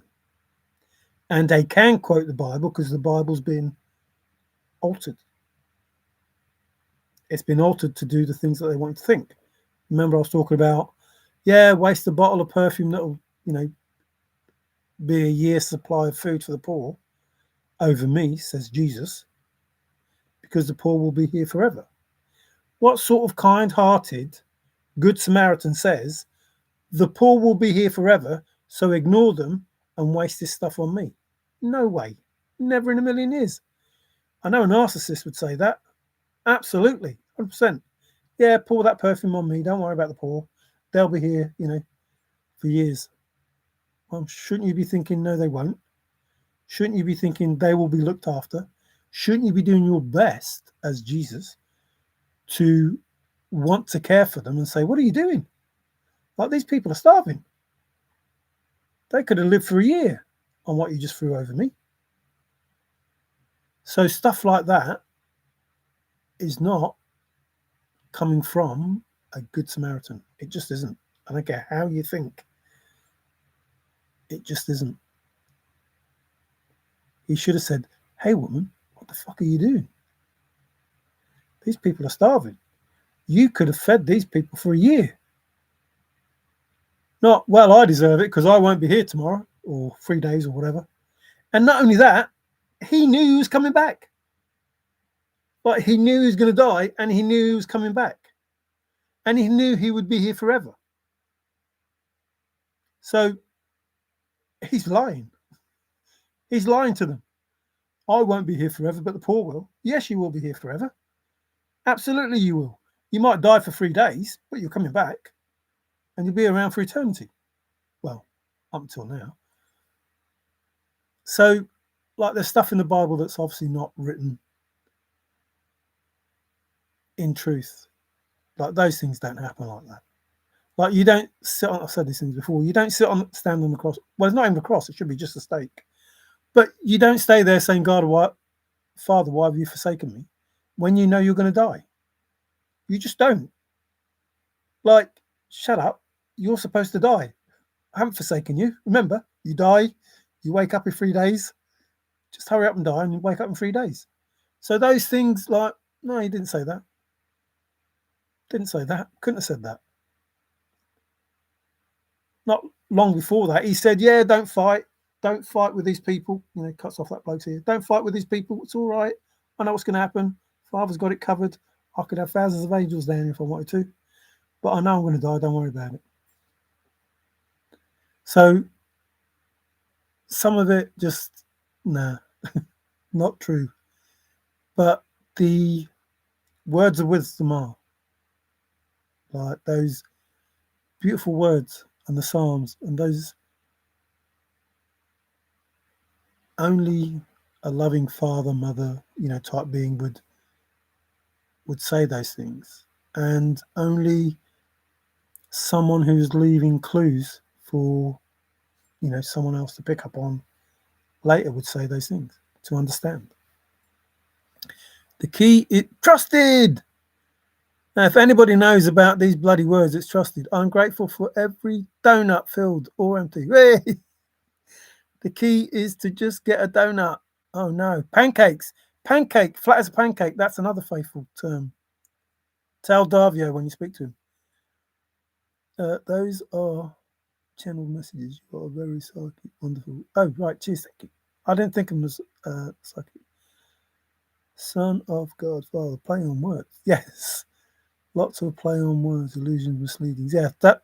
So I say the Thrill of the Chase treasure hunt was my journey into history is fake and religion is fake, because the Thrill of the Chase is fake, based on a fake creator, fake treasure, fake whatever.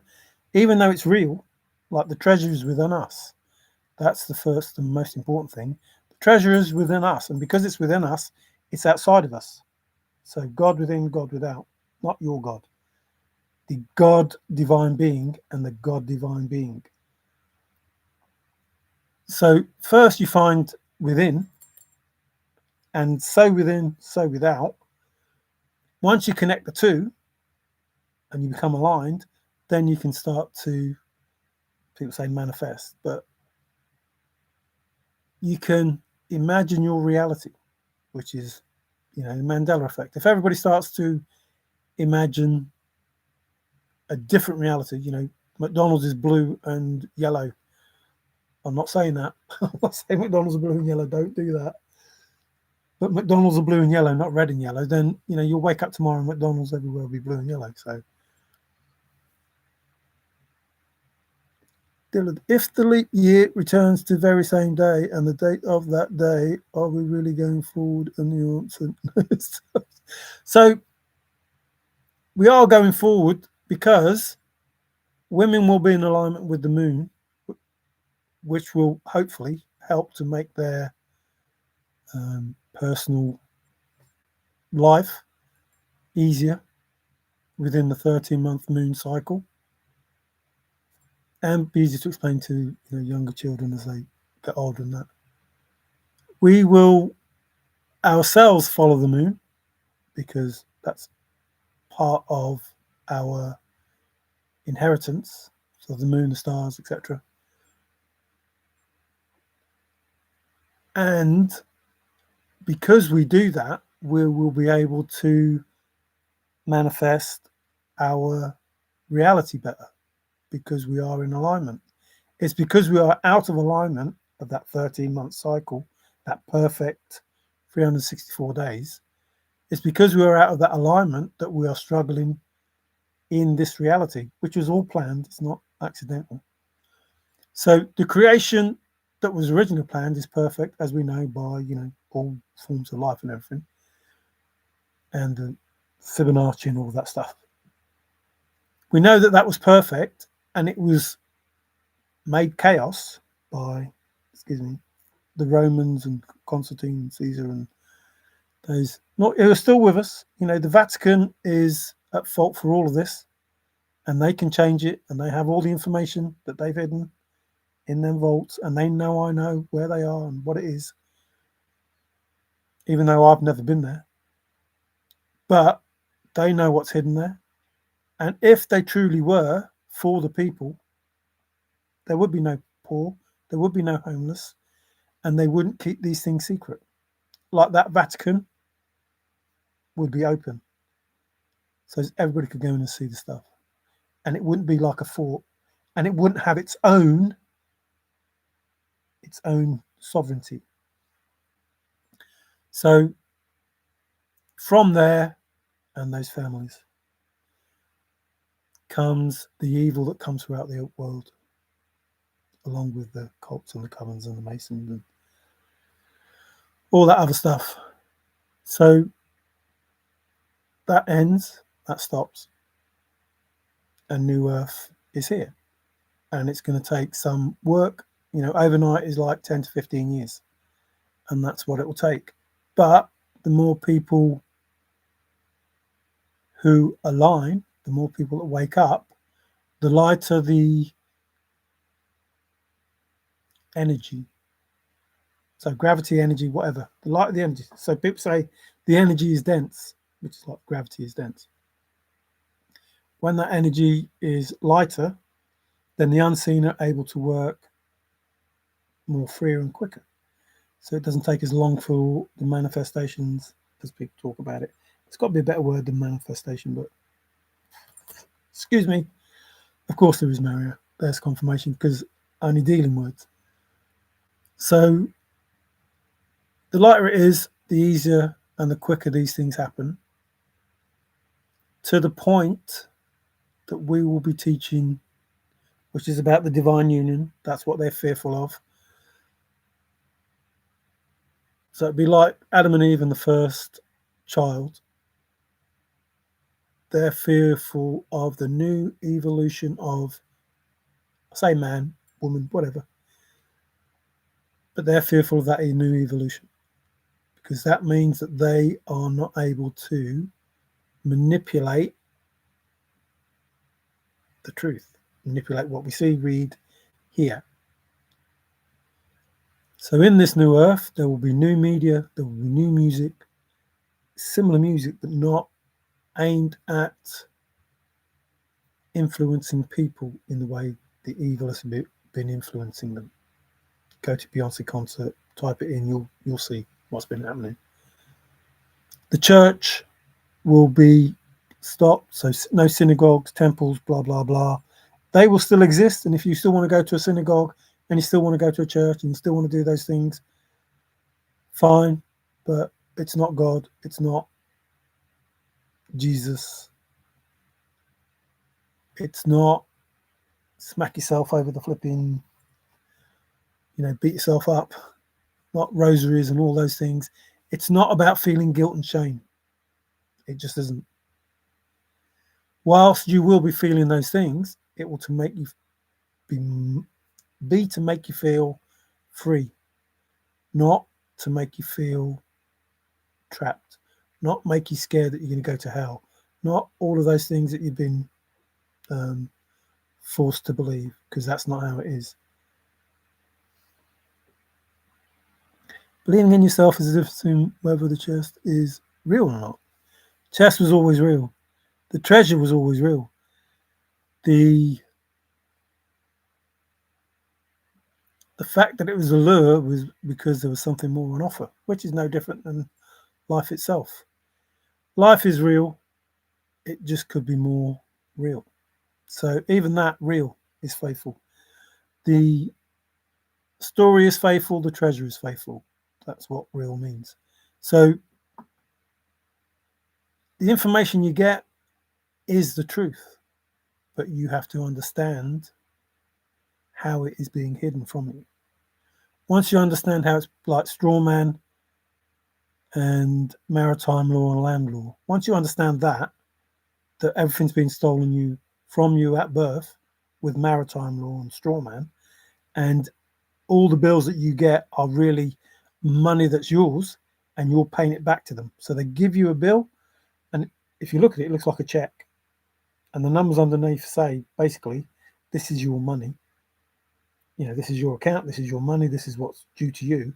But they send it to you in the form of you have to pay this, and then you pay them. You're giving them access to it. Here's my money, have it. Shouldn't have to pay for anything. That money belongs to you anyway. They're actually giving you your money and asking you to give it to them. In the way that they've set up this, we'll take everything off you. You signed a contract with us that you don't know nothing about, and we're going to take everything from you without you knowing. But it's okay because there's an unwritten law that says we can. No. So claim your power back, cut all the cords, cut any contracts that they have with you, and start to live a normal life, or what should be a normal life. If real was before your eyes, the calendar would be a full square. When Yeshua said, you are like your father, the devil, a liar, a murderer from the beginning, what was the name of that father devil?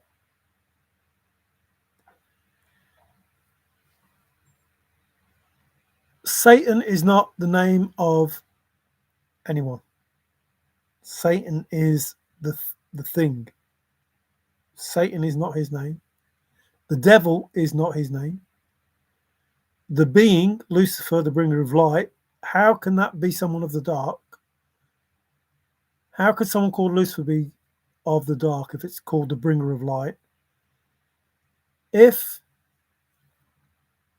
the serpent is the symbol for good doctors, surely the serpent that woke Adam and Eve up is a good person, saying to them, look, these people are keeping, a bit like I'm saying now, these people are keeping you as slaves. Really, you're as good as them. That's basically what happened. You're as good as them. When the evil, the Anunnaki, Enki, blah, blah, blah stuff, doesn't matter. When they found out that this person went in and said, look, wake up. You're being kept slave. You're being kept ignorant. You're really as enlightened as we are. You just have to see it. So that's what really happened in the garden. There was no apple. There were no apples then. No apples existed. There's no apples mentioned in the Bible. It's not even mentioned. Just the tree of life, the fruit of the tree of life. So the information is all corrupted. The important thing is there is no devil. There is no devil. There is no sin, so there's no devil. Has no power, doesn't matter. What matters is you, you as a person, you as a being, are in control of everything. You're in control of your reality. And you bring the darkness into you. Now, the darkness itself is not an issue. It's if it's evil. If you bring evil into you and you work in an evil way, that is wrong. But if there's just some dark in you, if you're just a bit of a rebel, if you want to do things differently, I don't mean commit crimes. You know what I mean. You just want to be a little bit dark, a little bit different, and you hurt no one. There's no issue with that. If you're fighting the good fight as a dark being, thank you, thank you.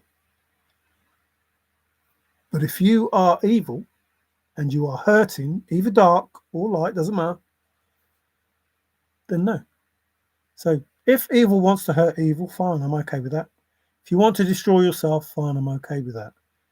If you want to try and hurt other people and destroy yourself, I'm fine with that too. Everything that you do will be returned to you. No one is going to hurt anyone else. There's no need. All the wars are fake. They're made up. Like, who's going to be the baddie this time? Same with Russia and Ukraine and all that. The fake peace that Donald Trump is talking about, it's all written down. It's already done. It's in the book. There'll be a peace that will last so many flipping times and a half, whatever all that stuff is. I don't care. I don't care. I just know that it's going to happen. We've got the fake peace. It will be broken. All of this stuff will happen. I didn't want it to happen. Don't want to go down this route. Rather, everybody would wake up, give back what they stole, live a decent life, all good.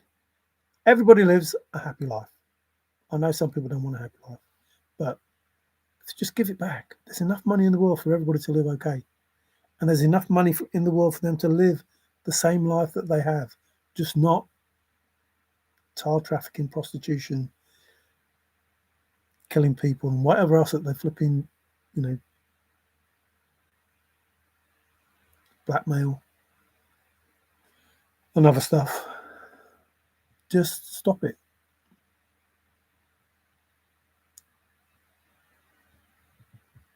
Oops. Dang. Exactly. Everything will change and we will exist to serve the better good of all. Mass healing, mass freedom, 100%. I've got to step out. Okay, thank you very much for coming. I really do appreciate it and really do love you, woman. Like, you are so strong and so needed. But I thank you with all my heart for being here. I've got to step out. Grateful for your part in sharing, expanding minds and helping others to make choices based on truth. Yes, the more we can walk in truth, and I don't care if people believe me. I don't care if you believe me. I'm telling you the truth. You can research it, find out that what I've said is true. There's no lies. And you can make a decision to ignore or follow or go whatever way you want. The fact that I've said it, it's up to you what you do because you have free will. So it's all good. But thank you. Unconformity working for shadow side so long as it doesn't harm others. 100%. Like, we all have shadow in us. We all want to do, some risque things or whatever it is. And as long as it doesn't hurt, listen, let's do this. BDSM, smacking each other, whipping each other, whatever it is not considered a good thing. But two people doing it because two people love each other enough to do it, or two people respect each other enough to do it, or two people are grateful to each other enough for doing it, that's fine. Like, there's nothing wrong with that. It's not evil. It's just how some people want to live. And that's it. And that's how they want to learn. That's what they want to learn. So fine. It'd be like taking maths instead of physics. I don't give a shit. Nobody else should give a shit. Nobody should judge anybody by how they want to live their life, as long as they keep it to themselves and don't hurt anyone else. So whatever you want to do in the world, is fine. If you're doing it for your highest good and the highest good of those around you, That's fine. I don't see any issue with that. I don't see any issue with that. But I do see an issue with you do it to somebody who doesn't want you to do it to them. You see, this bullshit, it's not do unto others as you want done unto you. You might want to get slapped around. You might want to get beat the crap out of, because that's the sort of person you are. So you don't do unto others because you want it done to you. You do unto others as they want done unto them. That's it. That's it. All of this stuff in the Bible, this crazy stuff that they put in there, is not real. It's just to give them authority over you to do the things they want to do. And you consent to it, not realizing that this do unto others is bullshit. Yes, do unto others as they want done to them, not as you want done to you. Because your way of living and their way of living is totally different. And there's lots of things in that book that give these evil narcissistic people the authority to do what they want. And one of them is forgiveness. Oh, forgive me. I won't beat the crap out of you again. Okay, then. And then they beat the crap out of you again. Because you say, yeah, it's okay, it's fine. No, I don't forgive you. I don't forgive you. What you did is wrong. I don't judge what you did, but I don't forgive it either. You forgive you. I feel okay. I understand what you did was wrong. I hold no grudge. I'm letting it go, but I don't want you anything in my life. Fuck off. I'll live my life without you, but I won't forgive you, and it's not going to bother me anymore. Because some people say, oh, you've got to forgive because it makes you feel better. No, I feel fine. What you did was wrong. I don't want you in my life. Get out. Go forgive yourself. Well, you keep shining. Thank you, thank you, thank you. Moses' brother Aaron was the father devil in the beginning of creating Israel, and Aaron was the high priest that lied about creating golden calf. Golden is another faithful, and was in charge of the Levi. Yeah, so when you go back into the genealogy, they separated those priests, the Levite, whatever, to this, and this, within the Ham and lettuce, those people from Noah. Again, it's all just bull. It's creating, like there's hundreds of religions based around Christianity. Hundreds, if not thousands. If you're a divine being and you have one set of rules and one religion that you're setting up, you don't allow for there to be hundreds. The only reason there's hundreds is because when you read the Bible, confirmation, when you read the Bible, you can see the obvious flaws. And people question them. And they say, well, I'm setting this up now because I think it means this, this, and this. And the next person says, well, I'm setting this up because I think it means this, this, and this. And the reason it's hard to pin down is because these evil sons of bitches changed everything from the original scripture. And even in that scripture, I have my doubts. Even in that, not that I've read it all, but the bits that have come to me, I'm thinking, hang on, no, I don't think so. But I wasn't there, so I can't do it all. But I do know that when you break it down to the word, see, the problem is, Trusted can read the stuff. He tells me stuff, but without the original writing, I can only go on what people are saying. This is what it translates to, but it might not translate to that. That's just their version of it, like the Bible. That's just what they've translated. So even though I go back to the original scripture, I still have to trust other people are telling me that this is like Yard Hague or whatever. I still have to believe that that's what it is. So I know a few things, which is why I know Elijah is not a J and it's a Y and it means this, this, and this. Because I looked it up and it has to mean that because it's the same 3 letters, which is the same, 6, 9 letters or whatever it is. So I can understand it in that sense, but the truth of it is, I can only go by what other people are saying. And it's only when what they're saying doesn't make sense, I think, no, hang on, that can't be flipping right. Which is why I know it's Yahusha. Or, see, that could be two ways because they both mean good things. The Yah is the divine, and the Usha is protection. But the other way around is to do with savior or whatever. So I wasn't there, so I don't know. But the first bit has to be Yah, so it can't be Yeshua. It can't be. It just can't be. It has to be divine. He's the son of the divine, and the divine is saying, "Here's my son. He is divine, and he is saving, or he's protecting." That's why he's here, because you're covered in his blood, the blood of Yahusha. You're covered in his blood, not Jesus. And he is divine because his name comes from my name. So as you go through the bull, once you know J is not true, and you know that Y is more prominent, then you look up what the original names of towns and places were. You see that they have something to do with Yah.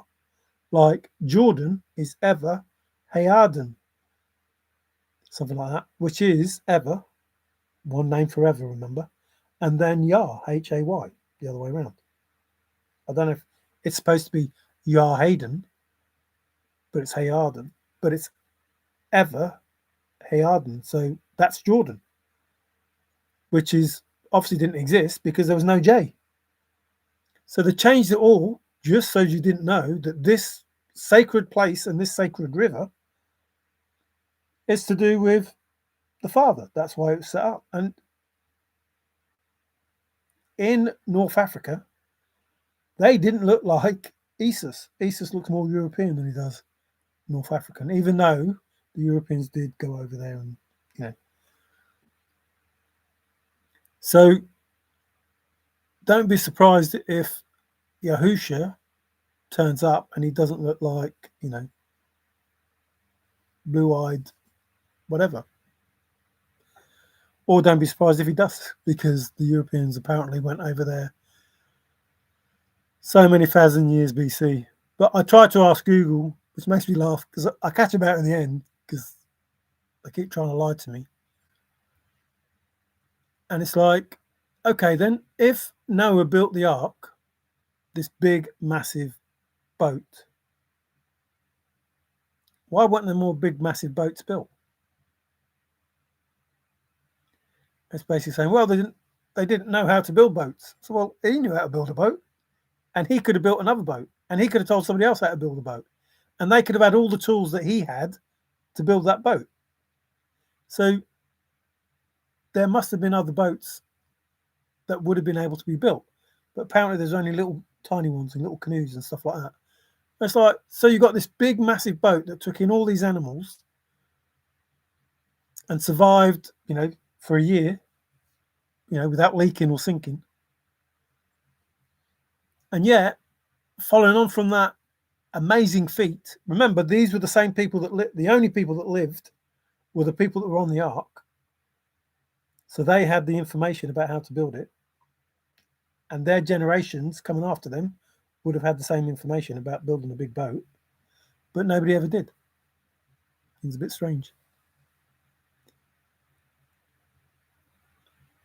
Names font generate evil in the people behind the name responsible for evil.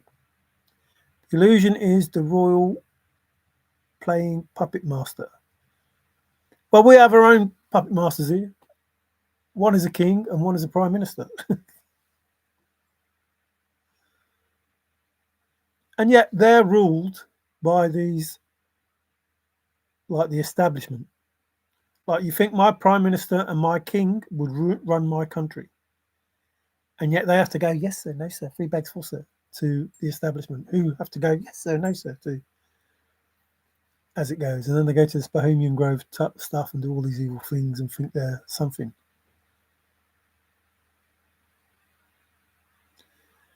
The reason religion never uses a sub of ish, likely why there's never Asianish. The story of Tower of Babel is when people were divided because their spiritual leaders each had been given different interpretations to cause division. That was done by the landlord. Yeah, so I talked about that. Basically, if a father saw people getting on and building this tower, you'd think he'd be proud, but instead he said, "No, that's it. I don't want you all getting together and being clever. I want you to remain stupid and separate. So now you can all speak different languages."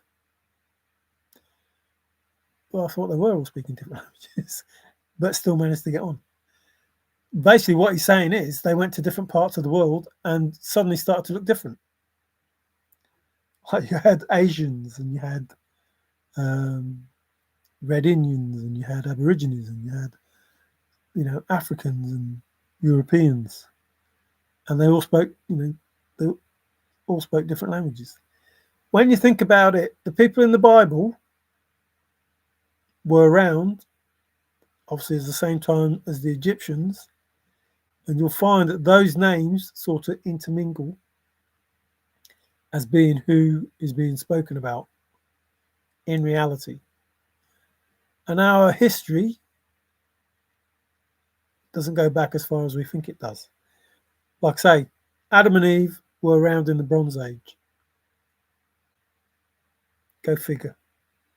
Like how did anybody believe that? That they were the first humans, and yet if you go back, the generations, they were around in the Bronze Age, which means before that was, the Stone Age. What were them humans doing then? So you have to come to the conclusion that while there were hominids, humans, whatever, on the earth, at some point, because those hominids weren't up to scratch, I suppose, they decided to, I don't know, create an AI version of them. Trying to create a better version, which is what they're doing now. They're creating AI and the robots for the AI to go into, or the clones for the AI to go into, which is the interface that they're on about using confirmation. So these people trying to play God are going to come up short because Father is not God and not going to allow them to play the God that they wrote into this book called the Bible. And neither is this person coming back going to play the Messiah, because we all know how it ends. And it could end a lot quicker. Like, that's what they don't understand. It's playing out in divine timing because it's allowed to play out in divine timing. Nothing they do will be different than what already happened because they are acting as them. They're behaving in the way that they behave, which is the way they behaved for everything to happen the way that it did.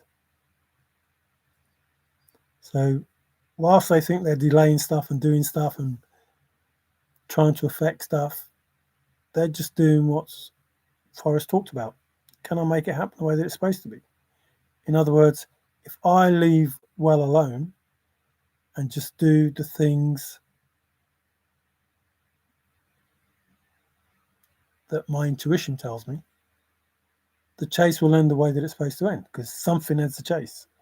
Like Forrest couldn't end it, so he has to be out of the picture. And then, as long as everybody does what they're supposed to do, it will end in the way that it's supposed to end when something ends it, which is, when it was asked the question. If you're not here, Forrest, what happens with the chase? Something will end it. In other words, I won't be there for it to be part of that scenario, but something will end it. So it's got to happen the way that it's supposed to happen because something ends the chase. Whatever's already been planned in the future. So if he's talking in 2019, whenever it was, 2019, if he's talking in 2019, he knows that in the future, if he leaves well alone, whatever ends the chase ends the chase. If he doesn't interfere with it, whatever ends the chase, ends the chase.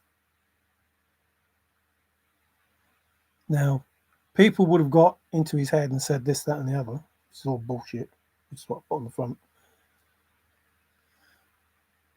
But as long as Forrest didn't do anything that he wasn't supposed to do, the chase will keep going, which it has, until something ends it. So at some point, something will end it. Nothing to do with Shiloh, nothing to do with anyone else. The chase will be ended unless Father says, Shiloh, I think it's about time you did what you're supposed to do and, I don't know, give up on. And little lady. Those things have to come about as they already came about. In other words, like I keep saying about the two witnesses, they have to be where they're supposed to be. And as long as everybody does what they did, because it already happened, as long as they do what they already did, everything will happen the way that it's supposed to happen. The only way it won't happen, the way that it's supposed to happen, is if somebody intervenes, which is why I said to you, who was it? I've forgotten his name. Anyway, he protested to Father and said, spare them, spare them, spare them. And then he did, he spared them. If there's so many that are good, I'll spare them. Can't remember what the name was. Not Sodom and Gomorrah, the other one. But anyway, he spared them. So if you, good or bad person, appeal to Father's kind heart, just nature, however you want to call it, it's possible that he allows something to happen that didn't originally happen, because whoever is worthy is worthy. So if they attain Dharma instead of karma, he will change their outcome. Which is what I said to this person earlier. Only you can dictate what happens for you going forward. And the only way I can help you is by telling you that. I can't forgive you. My forgiveness does not absolve you of anything. No one. No one. My forgiveness does not absolve you of your karma. It just doesn't. It might make you feel better because I've said, yeah, fine, what you did, was bad. I forgive you. Don't mean nothing. Especially as I don't care what you did. I don't care. What you did made me who I am. Whilst I hated every minute of it, and whilst I don't want to be your friend because I don't want it to happen again, I don't want to be your friend. I don't want to be in a position where you can do the same again. The only way I would allow myself to be in that position is if Father said, look, they truly are repentant. They're a different person. And people change because Father takes the worst of the worst and makes them the best of the best. It's what he does. It's what I'm trying to do. I'm trying to open people's eyes and hearts up to being good people. They might hate me, but I'm trying to do it for their best good.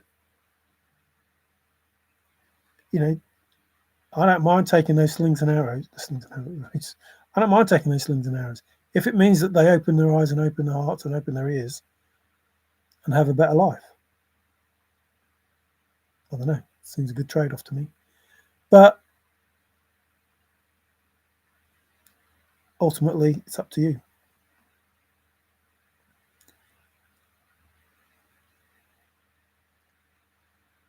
How does Latin know all without anyone being Latin?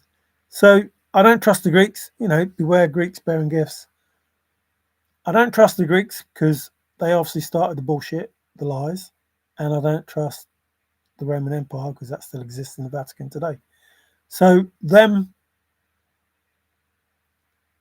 people that started this lying, because apparently Latin took from Greek, even though the Romans, took over Greece.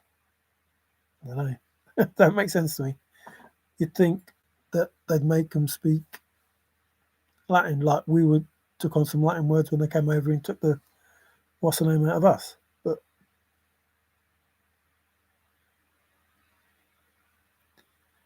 yeah, narcissists and gaslighters for sure. So they had a plan and they carried that plan out pretty well because we were all fooled. But more and more people are waking up. We are just slaves. And our inheritance, our money has been stolen, our energy has been stolen by these people who want to live forever, who want to be gods, who probably, have been around for hundreds of years, as in the olden days, and whose inheritance just keeps passing on and passing on and passing on and passing on. And they just change the way they look. Like there's some stuff going around which, I've put on Facebook, but I don't necessarily believe 100%. But I do know about the clones, I do know about the fake AI, the green screen, the robots that these politicians are supposed to be, when we hear and see them speak or whatever. So I know they're not real. Some of them. I know that's the case. And I have to wonder about Donald Trump because when he was running for president and how he looks now, two totally different people. Totally different people. Like you wouldn't even think it was the same person. And it may well be the same person. But he has gone from the orange, blonde hair, big man to the white hair, not as big. And it's like, why the change? So it's either he's awakening or there's another reason. I'm back. Yes. Hello. That was quick. And it's good to have you back. Yes, there are those who attempt to destiny swap. Yes, rewriting the script. 100%. So, and we have to look out for that because we need the good people. We need more good people here than we do need evil people. And if they take away the good, which is what's happened, with the superstars, the stars that we have, and which is why they elevate certain stars because they're already, pre-planned, or because they want to, whatever. Today is Saturn Day. The fourth is the day of yes, chaos.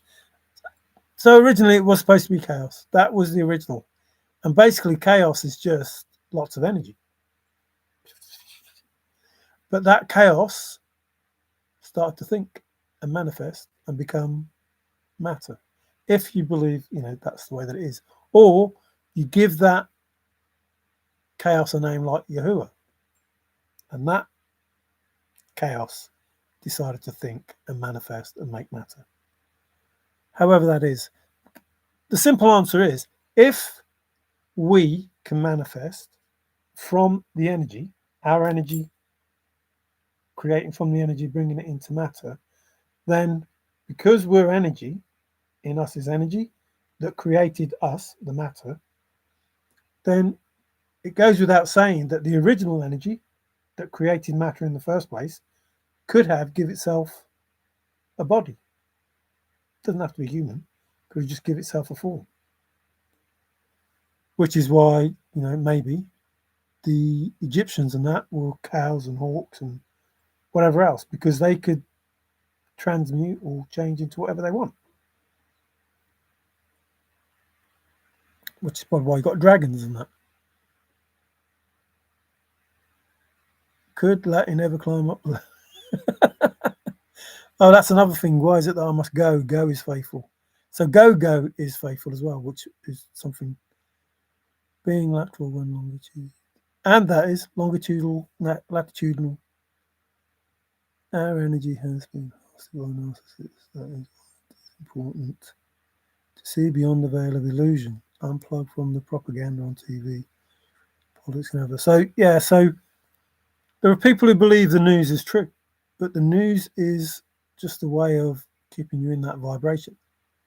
Some of the news is true and some of it's made up, and that's why they talk about the false flags and everything. The same with COVID. The wars are fake, but they got rid of people because they can't have world wars. Like we've had world wars before, like Romans, Persians, Greeks, whatever. Because they can't keep having world wars, they changed it to setting up AIDS, mad cow disease, COVID, whatever, just to kill off, people and keep us in that fear, fear, fear, trust the government, trust the doctors, trust the pharmacists. But these people, they come up with like Big Pharma and that, and they've been around for bloody 75 years or whatever, and they've actually not come up with anything that's cured anyone. Like, if that doesn't tell you something, I don't know what does. They haven't actually come up with anything that's cured anyone. They say that they're vaccines and they help, but it hasn't taken away the problem. Which leads me to talking about Latin. Virus, the only, remember I do words. The only word that virus means is venom. Usually of a snake. That's the only word that virus meant. Which basically means they're poisoning us.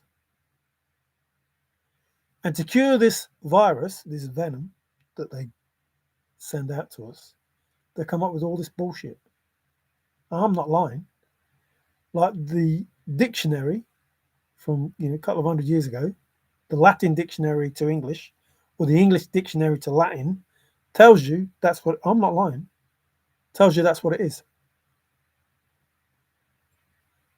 And yet we have this new terminology from these scientists and that tells you virus means this, this, and this, and this. But if you look at the word of virus, the original word in Latin, because that's the word that it is, it's a Latin word. It's not an English word. It's a Latin word translated to English means venom. And the other way around, venom means virus. That's it. End of. For so many hundred years. And then scientists come along and go, oh, let's make up another meaning for this. Because they just want to keep us in that same fellow being. Thank you. We must support our, everyone, anyone. I suppose at some point in time we all need help, even, bad people. But it's circumstance, which is, that thing, there but for the grace of Yah, go I. You have to love everybody because you know who you are and you love yourself. And everybody's just another version of you. There but for the grace of Yah, go I. I could be that person. So why not love that person the way that you love yourself? If everybody loves themselves, they have enough love for everyone else. If everybody loves everyone else, what a great world. But if you wake up and you wish the very best for every single person on the earth, guess what? Someone's going to wish it for you. You don't have to want for anything. You don't have to wish for anything because the person next door to you has already wished that you have everything that you want. Not only the person next to you, but everyone around the world has already wished that you, as a single human being, can have everything that you want. You don't even have to wish anything for yourself. Manifest anything for yourself. You can manifest for everyone else,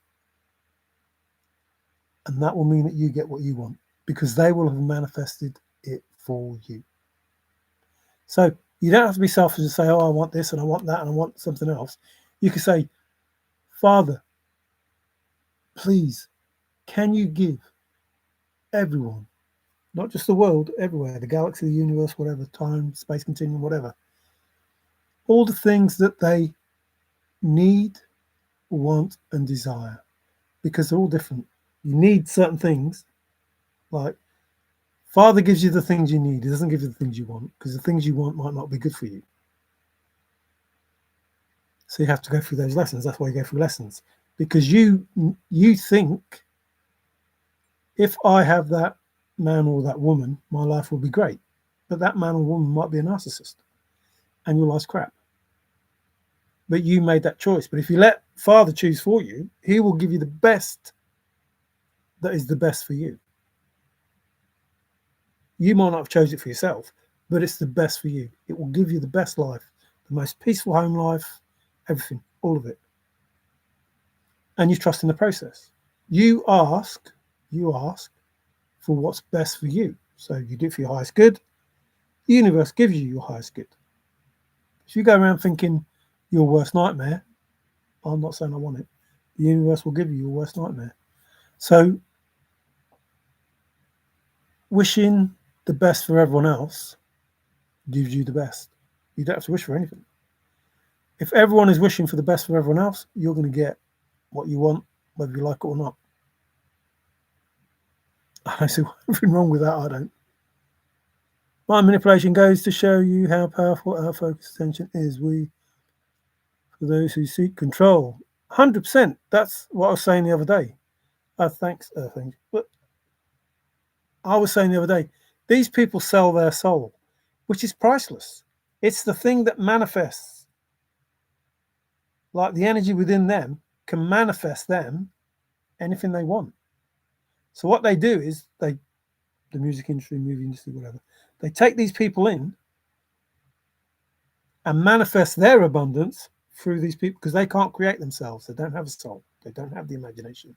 They can't, they're still children. They might be old, but they're still children in there. So because they can't do it themselves, they choose stars, celebrities, to do it for them. And these stupid celebrities sell their soul, the thing that creates their abundance. So they could create that abundance themselves, not needing this third party. They could create all themselves, but instead they sell their soul to this third party. This third party gets more than these people do. They don't realize it, but they get more than they do after selling their soul. So now they don't own all that imagination that they come up with. It belongs to, they call it the devil, whatever, and that's the issue. And they're getting younger and younger people, because the younger energy is better, apparently. A bit like lamb and sheep.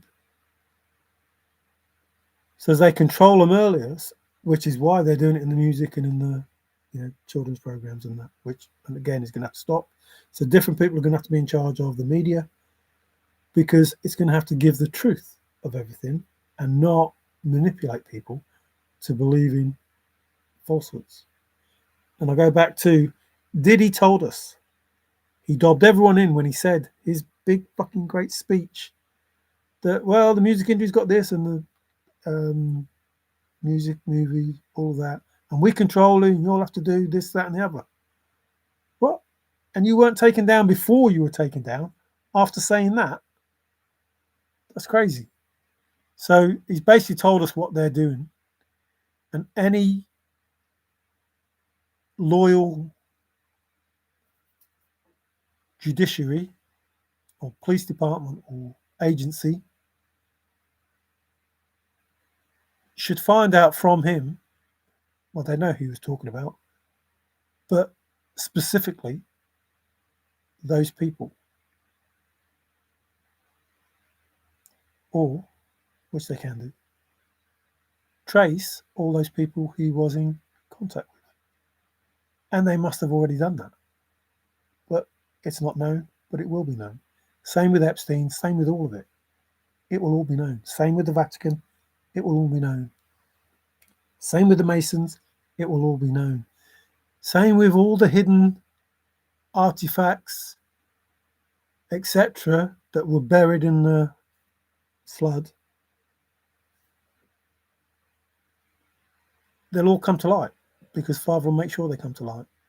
Even those things that have been buried for hundreds and hundreds of years, they will see the light of the day, including the stuff in the Euphrates River that's already, made its way out, including the Arctic, Antarctic stuff, including Atlantis, all of it. What was in the dark will come into the light. However that is said, it will come in. Nothing stays hidden. There is nothing new under the sun. Think about that. There is nothing new under the sun. So anything that we come up with, anything that we invent, has already been done. Like AI was not invented. It was found. It was just energy waiting to be found. The internet was just found because it already existed.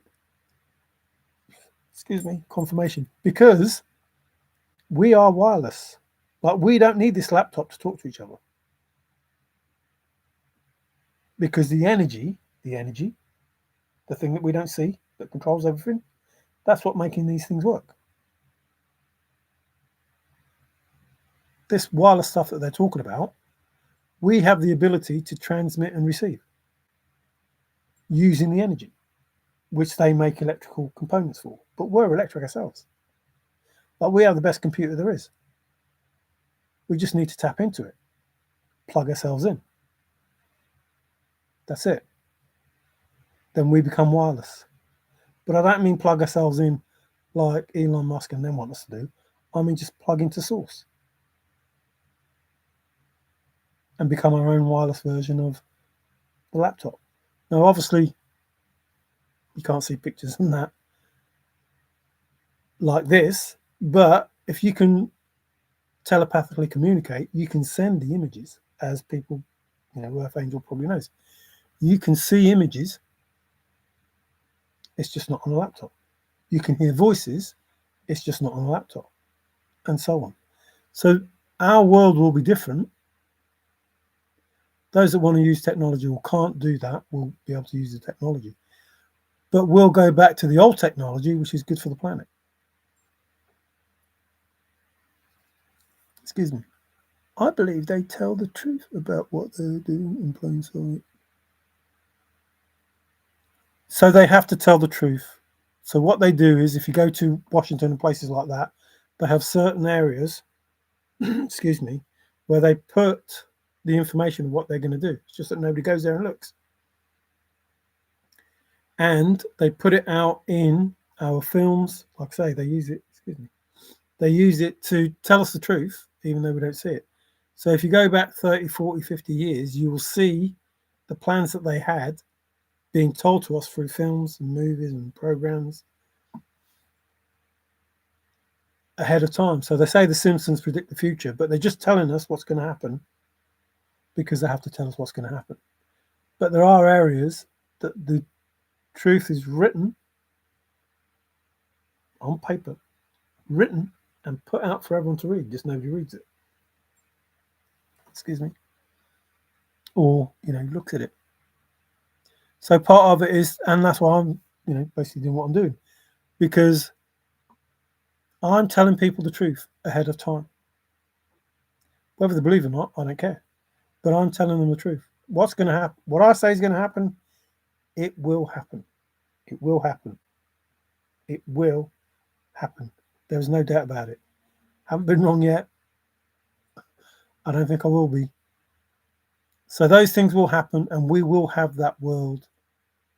Even if nothing that I say, no, I can't say that because it is true.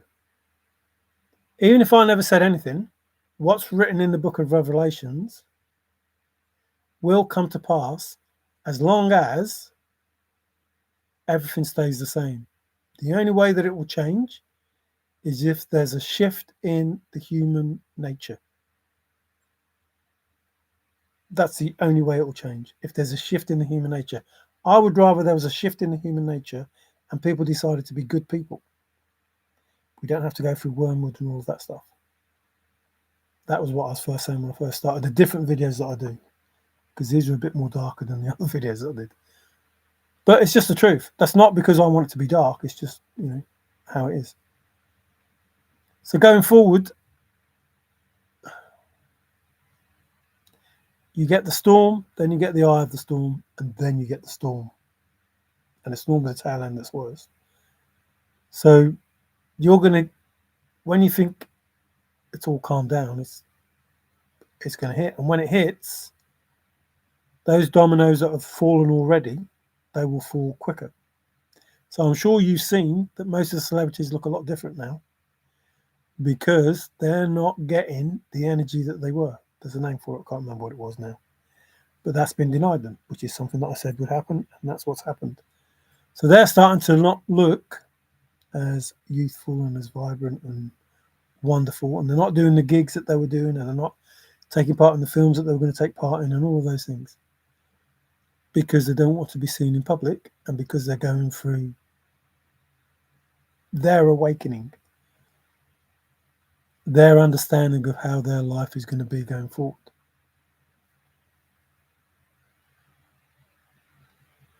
Yes, the old school telly is now obsolete. Can't remember that. The Simpsons don't predict the future, they create it. Hey, Hercules, hello, how are you doing here? I still don't like that RIP stuff. What's going on? I feel that's so bad because of what I was talking about earlier. Yes, it is hidden in films and places where we may not see or acknowledge it. At times, they use word salad and play on words. 100%. I mean, when you just look back at the election, not, either side don't give a shit because they're all governed by the same people. Although Trump does do a better job and seems more caring, but the stuff that was being said, obviously untrue. Obviously untrue. In the sense of what they're saying about Trump. And the stuff that she was saying was just a whole load of gobbledygook that doesn't mean anything. But it didn't matter because the media were going to set it up to the point that people will believe that they were a good choice, even though they obviously weren't, that they were a good choice. And it's crazy that people bought into it. And people believed blatant lies, blatant editing, and the weird and wonderful things that they do. And it doesn't matter who is the better person, candidate, or whatever, what you think of these people. You shouldn't be judging them. And they shouldn't be. They shouldn't be. It's for the people, by the people. So they shouldn't be giving out any laws. There's no man-made laws. Universal law is it. There shouldn't be any man-made laws. And they shouldn't be governing in a way that they dictate how you live your life. You have free will. They cannot put anything on you, impose anything on you. The taxes, no. These bullshit churches that say, oh, look, you have to give to the Father. I don't see the Father getting any money. Did you get any money? Have these churches give you any money, these tithes? No? What are you going to do with it? No. It's all going to come back. It's going to come back to the people. So these tithes that people say that you have to pay, trusted or no, he's very good at all this stuff. These tithes, you go to these big churches, billions of dollars, they earn, talk this whole load of bull, and they get you to pay over loads of money to this fake God, this fake Jesus, and they get you to pay over loads of money and say it's for the Father. He ain't getting nothing, and he doesn't need anything. Why does he need tithes? He don't need any money. He'd be happier if the people kept it for themselves. Now, if the money is to pay for the church itself, which, we don't need churches anyway, but if it's to pay for the church itself, fine. But I don't see it going to the churches. So all of that's going to be stopped. Getting rid of children for the churches and that's going to be stopped. And the hospitals are just as bad. The doctors are just as bad for doing these things. So the churches will go back to the healing places that they're supposed to be. They're not churches. They're not designed to go and congregate and have a sing-song. They're designed to, lie down and heal with the sounds and everything. That's what they're designed for. That's what the bells are for. So those bells are going to come back. Those healing sounds are going to come back. And if you want to go to church because you miss the, camaraderie and the community and stuff like that, that's fine. But there'll be no more false teachings. It will just be the truth. And you can either go to a church, if you want to call it. Church is faithful as well. My church is in the mountains and along the river bottoms. So church is another name for faithful. Sorry, just threw it in there. Just remember these things. So if you want to go to church, fine, but it won't be to worship Gad or Jesus, confirmation. It will be to honour the fact that the Father created everything. Because it's not about the worship, it's just about love. Like your father, your real father, or mother, however, if you've had a good home, don't start giving me bullshit about, oh, what did I do? Because I've had that type of day. So if you've had a good home, your father and mother just want to love you. Your brothers and sisters just want to love you. That's it. They don't want you to worship them. They don't want you to work for them. They don't want you to go out of your way for them. They just want you to be you and love them. And they will love you. That's it. That's it. You create something, you love it, it loves you, all good. You don't have to be a servant to your mum and dad. You are not their slave. That is not how it works. They don't have you, so you work for them. You're supposed to be created because they love the fact that they are continuing their line and they love you for the person you are. So all of this, I'm a servant and I'm this and I'm that. No, you're not. Well, you shouldn't be. You shouldn't be a servant to anyone.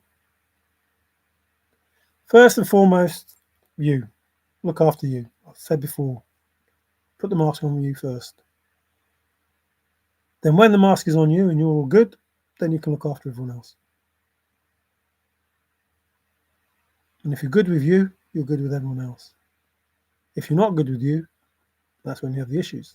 That's when my mirror triggers you. If you're good with you, you'll see a beautiful soul talking to you. And if you're not good with you, you'll see whatever it is you want to imagine. I try to see the best in everyone. Unfortunately, it don't exist. There isn't the best in everyone. Not yet. Some deep knowledge there. Oh, you must have been talking to someone else then, Dillard. Can't even talk to me. I admire you for being so mindful. Words, the secret source. I don't know. I just say what. Thank you, but I just say what comes out of my head. Forrest said it's in my head. That's another word. Compliance in considered permission. The salad dressing is the bee sting singing out. I said I wasn't going to be long, and it's another 3 hours. I can't believe it every time. I only want it to last half an hour or something. Just want to say a few things and that's without doing the words that I was going to do. God, if I was doing the words, I'll be here 7 hours. Mario, are you the solver? It's not up to me to say. I'd say yes, but Father will tell us soon, Rob. It's good to see you here, mate. It was all faithful, though. Like I was going to do faithful today. If you have time, because it's going to take a long time because there's a lot of words, but look up what faithful means. You will see that it means wise, and you will know that the blaze, if you've been faithful and found the blaze, look quickly down. If you go to faithful, blaze goes up, blaze goes down, get in and get out before blaze goes up again.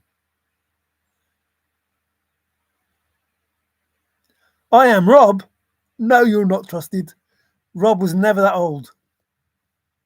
And the reason I know you know all about these scriptures is because you were around when they were chiseling them out. Steve? Is Steve here as well? Hello, Mr. Steve.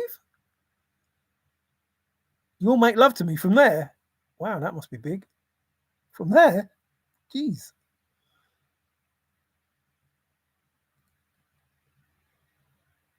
Glad you kept talking so much. That wise mind. Thank you. I appreciate that. I don't think it is wise, although you have to be wise to solve the Full of the Chase treasure hunt. I think Forrest told us you have to think what if. And if you're not thinking what if, you aren't going to learn anything. And that's pretty much what I do. I hear something and it doesn't ring right. So I think, well, what if? And then you do that. And normally the what if proves that the inconsistency or the error, another thing Forrest talked about, that you've been given is indeed an error, not a mistake, or whatever, however Forrest said it.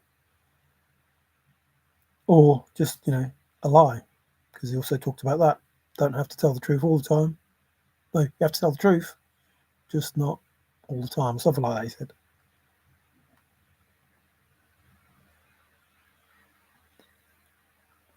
Snow here, trusted. Shh. Shh.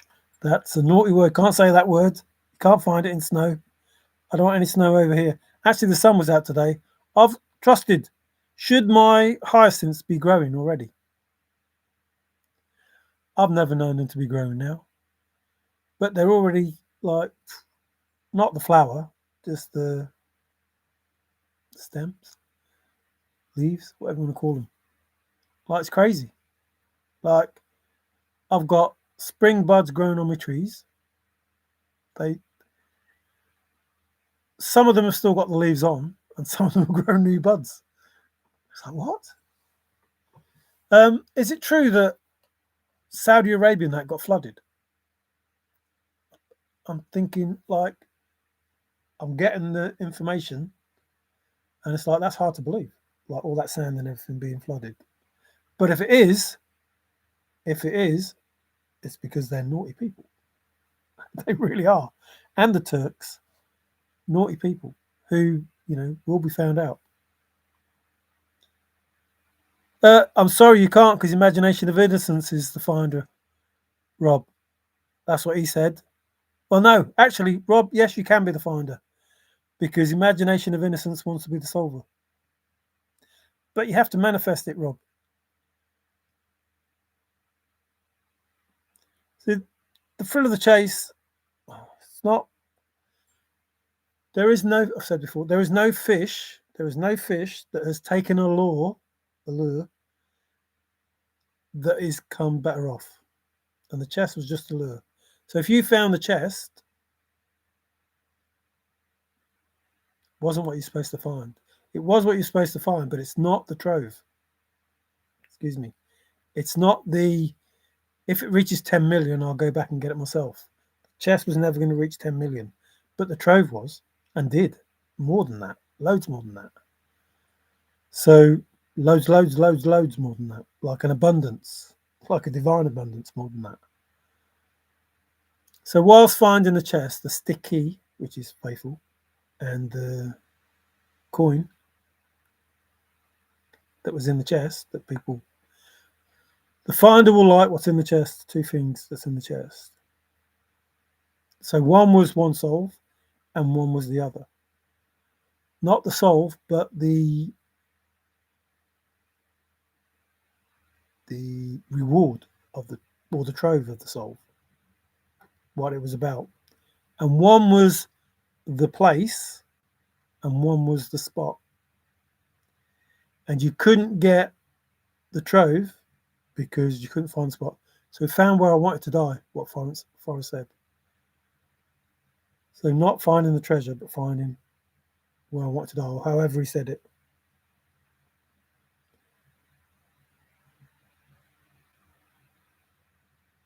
Peggy would always be waiting because she's faithful. And that's why they could go on different holidays. And Peggy would always be waiting because they were both at faithful.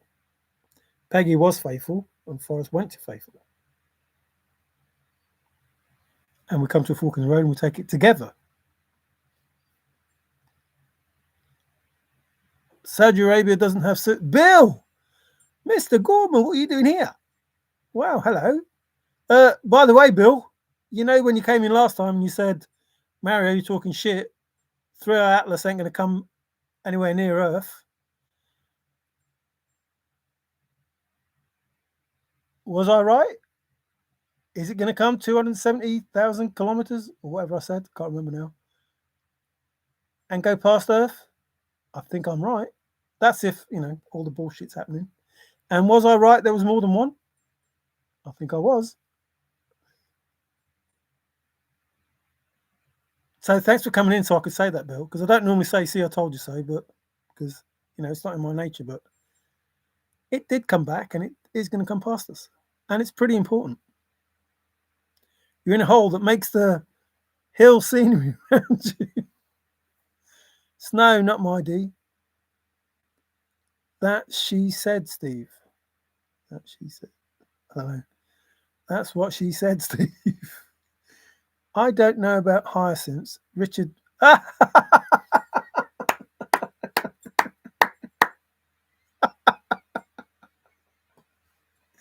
Oh, you have to be English to know that, I think.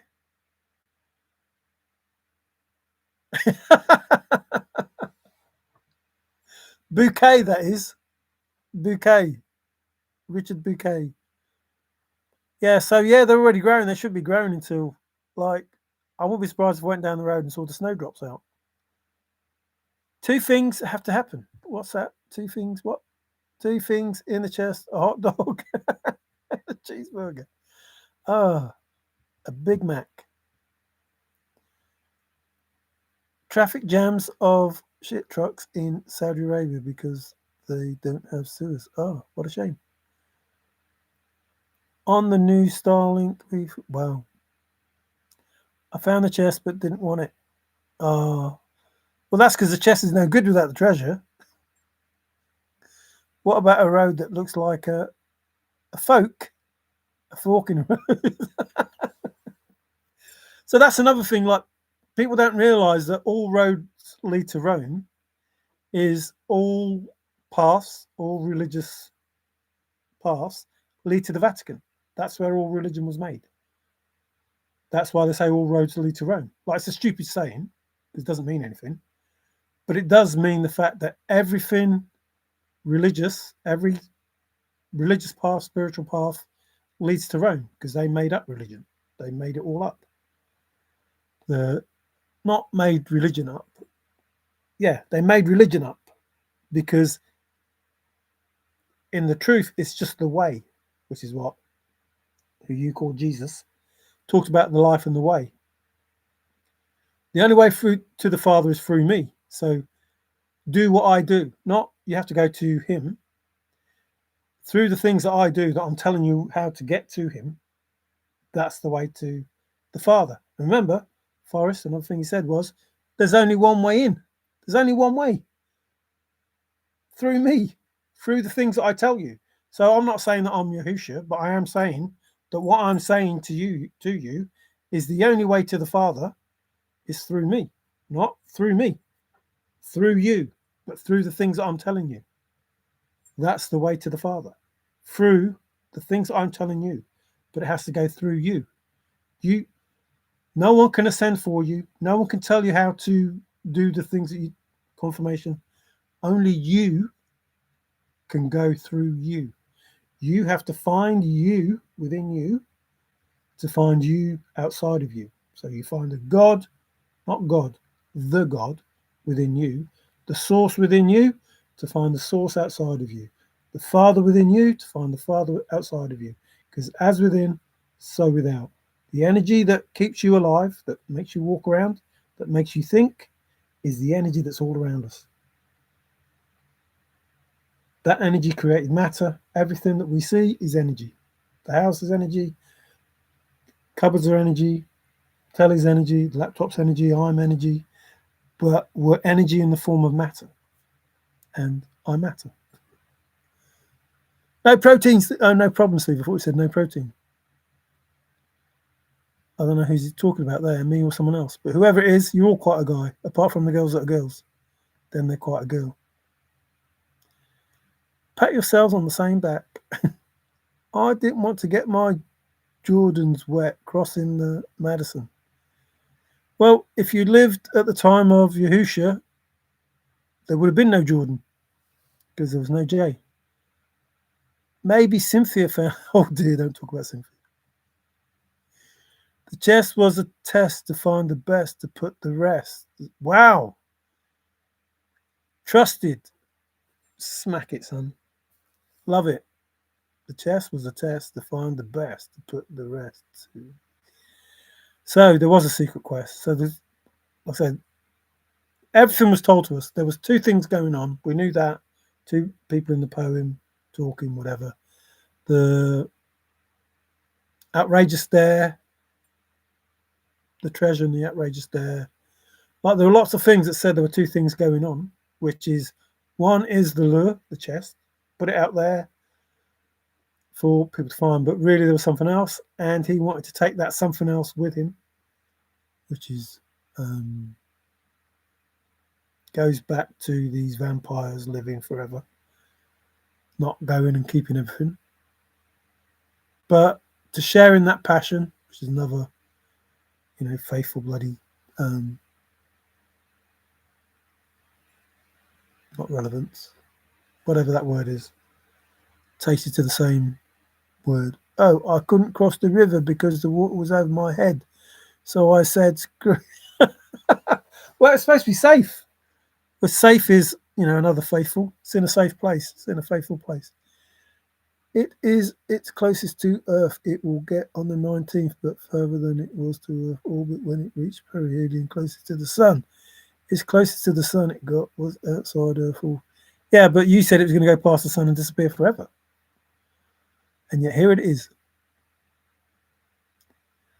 Shoes are better for walking and getting wet. Might be wise. Well, I don't know. Not if you go through quicksand like Forrest did. He was always losing his shoes, wasn't he? In fact, the long ride home, he had no shoes.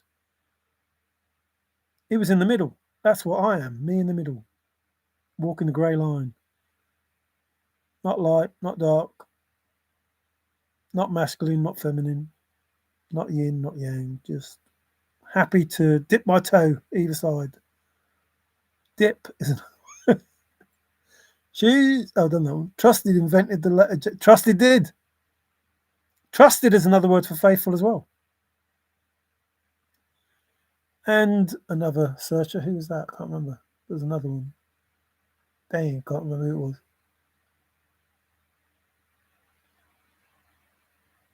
Was it Granite? Might have been Granite. Granny. Jordan basketball shoes, Mario. Yeah, I know. I'm just being silly. The letter J hooks the fish. Yes, it does. Agree, DD. Double D. Kid Dynamite. Fix your moustache, Mario. It's crooked. Which one? Why is it crooked? Is it? All right, I'll take it off then. It is a. Okay, I'll paint a different one next time. How is it crooked? Oh, this side. Is it fatter? Do you want me to fix it now? Does it matter? I'm blind in one eye. That's probably why. I'm not really blind in one eye. It's just I'm blind in both eyes. I can't see nothing. A family of 5 and being stuck in the middle of the back seat is a memory that never forgets the rides. Wow, that sounds like Forrest did. I was waiting for the reveal, ripping it off. No, it's real. It's real. It's the hair that's fake. No, it's all real. The colour's not the real colour, obviously. I'm way older than that, but it's real. Your moustache is making the letter J. I don't know how that works. It passed out orbit on the other side of the sun, but never crossed our orbit and even further from our orbit. It's just. Yeah, I know, but it's still coming past Earth, which is what I said it would do. Before, people talk about that's what it would do. You said it just go disappear. They're going to be so happy with it. They still don't know if it's a comet. What a load of rubbish. JJ Walker. Isn't that? Hang on, that's the group. Green Onions.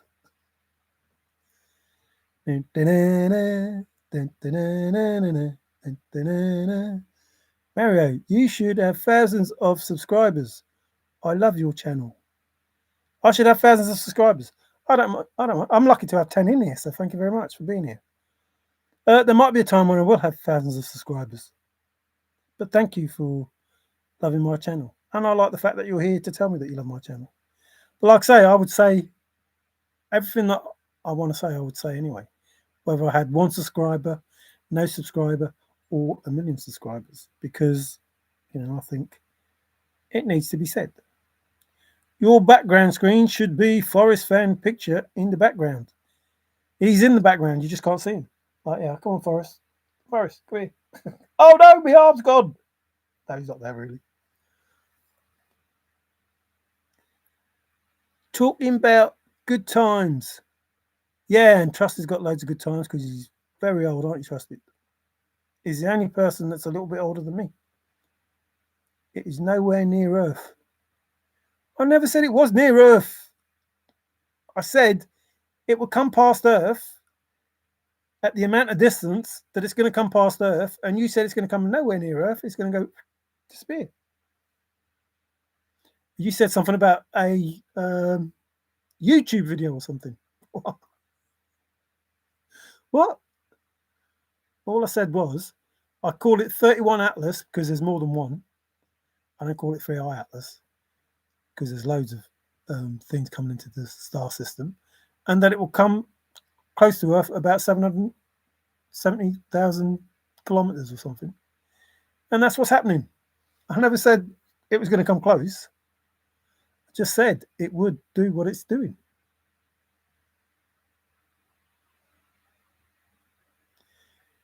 I should have a Discord. No, we don't get on anyway, so that's what Discord means. So, yeah, no, I don't do Discord. I don't even go on Discord. I mean, the name itself isn't that good a name because it means, if it's called Accord, I might, because Accord means to get on. But you reached into another. I always do. Thanks, Earth Angel. It's what I do. Okay. Oh, there it goes. Oh. Ah! Got me. That's where I get my information from. Like when I do that, I'm just reaching up and grabbing. Oh, it's got me. Get off. Oh. I wore this specifically actually today because it says that's what I do. I fix things and I know stuff. So I specifically wore this today for that. You should have special guests, Mario. You're all special guests. We're talking now and do a Zoom. I've said that before, though. I'm not rich enough to do those things. Otherwise, I would. But, we're all special, so we'd all be special guests. I might do, a stint as a special guest myself. I might invite myself on and be a special guest and ask myself questions. I would be the #1 guest. What do you think, Steve? Oh, I can't show favoritism. That's why everybody's blue. I'm blue. Do. Breaking a piece off. Good times. What? What? What does that mean? Got A+ ×3 from Dr. James Brow in astronomy. He designed the particle detector at CERN. Didn't he, or didn't they, sort of get it wrong?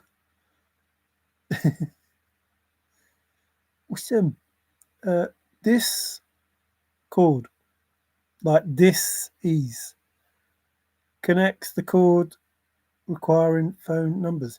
Oh, so now that we're talking about ease, now that we're talking about ease, when Forrest Fenn said that Jackie Kennedy was easy, he was saying that Jackie Kennedy was faithful. That's what easy means. So those people that assumed that Forrest Fenn was like putting a slur on Jackie Kennedy saying she was easy, he was actually saying that she was faithful and using the word easy to give you an answer to the thrill of the chase.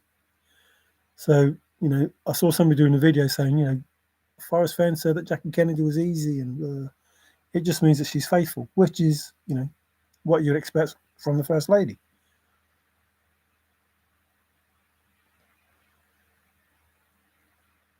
Good times, come on. Let's celebrate.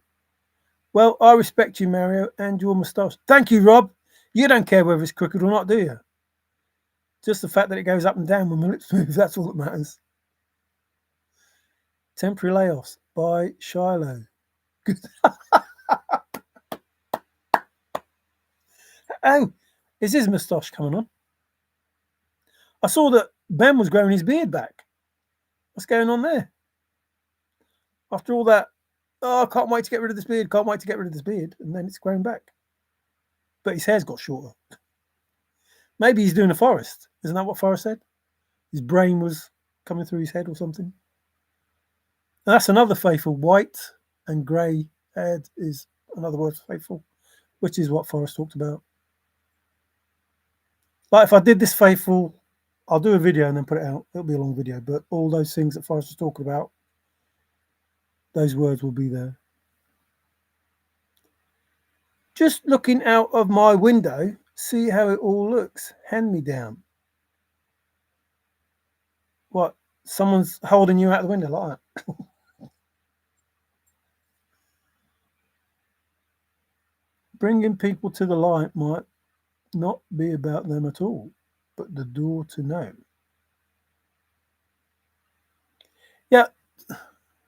Am I bringing people to the light? See, I don't.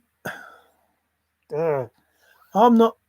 No, I'm not so much love and light.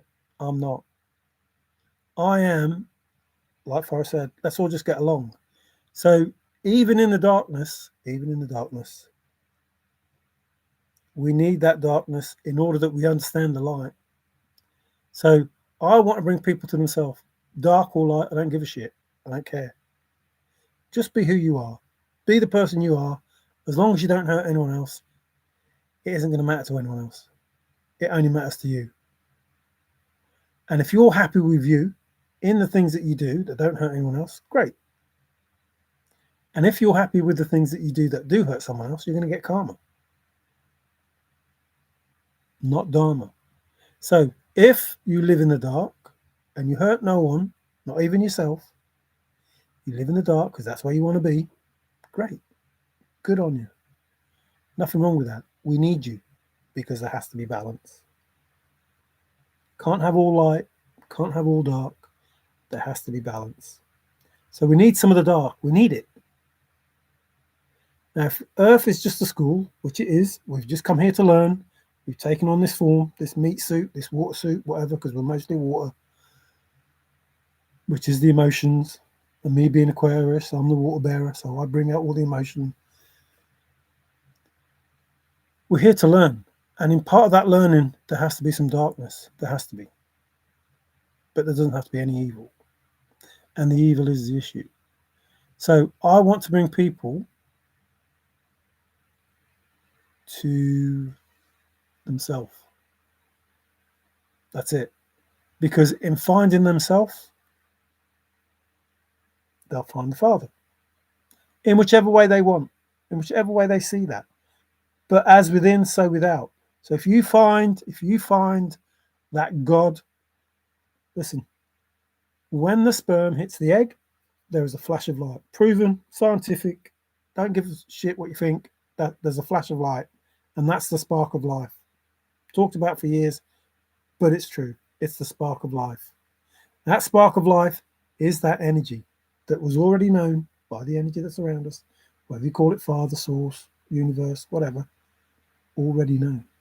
Once you get in touch with that spark of life, whatever that energy that is inside of you, that God particle, that God, whatever you want to call it, let's call it God, yeah, God particle.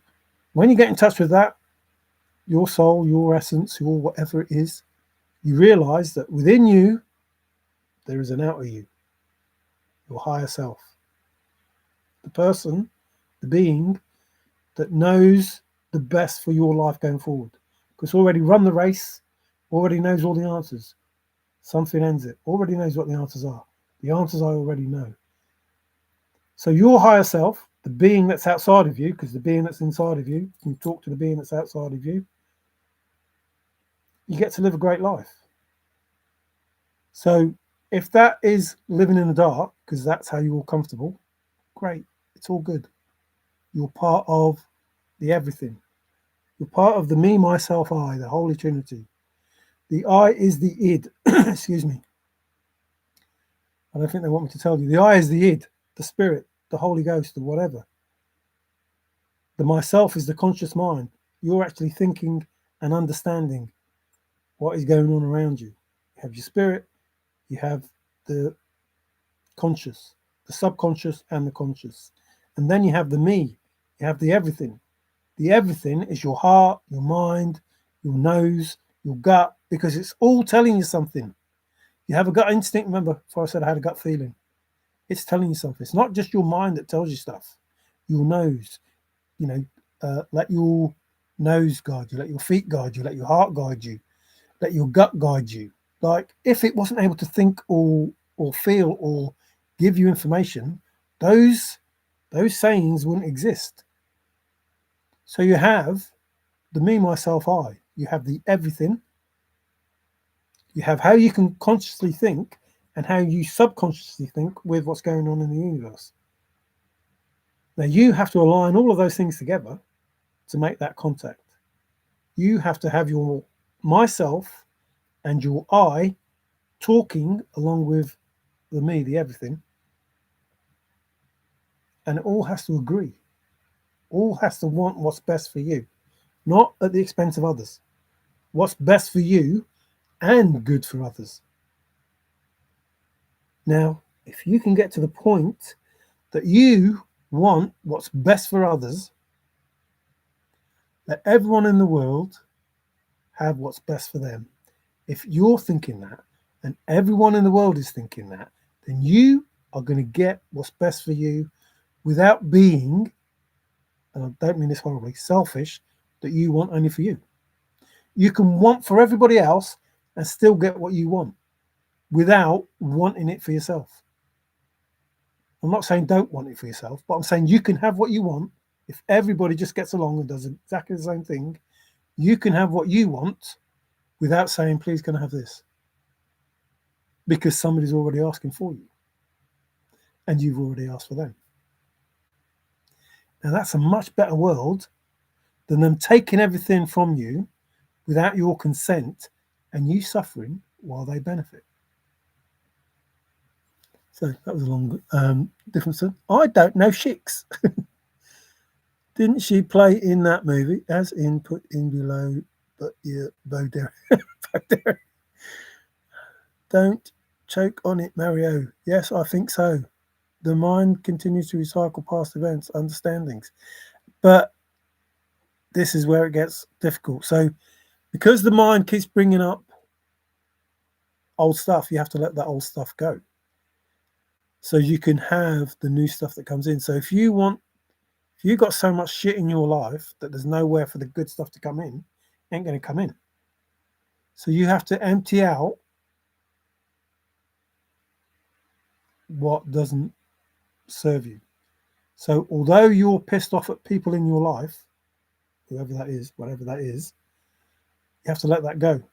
And that's the part of, I don't judge you, so I don't need to forgive you. So I'm happy not thinking about it. I don't give a shit about it. There you go.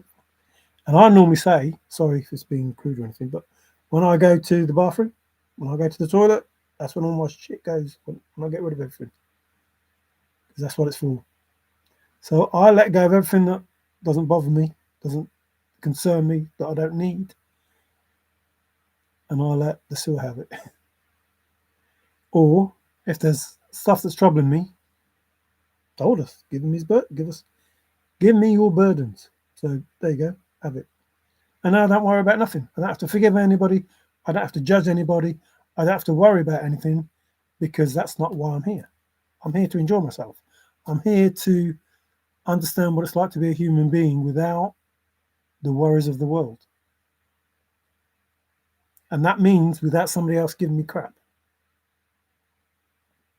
You know, my worries of the world, I might not have no worries, but somebody giving me crap will give me a worry. So I should be able to live without people giving me crap. But this is where it gets good.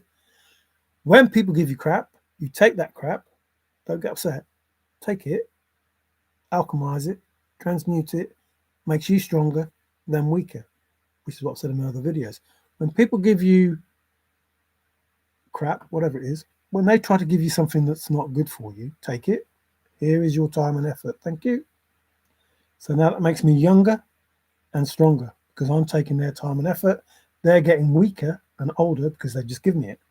When they spent their money, finances, to try and hurt me, thank you, I'll have that money, and that makes me richer and then poorer. And so it goes on. I am grateful that these people are trying to do me harm because it makes me stronger. It gives me part of what they had, and they no longer have it. So there will come a time when they have nothing because they spent all on me. So when people say, how come you're so happy? How come you're this? How come you're that? Well, you just gave me it. It's come from you.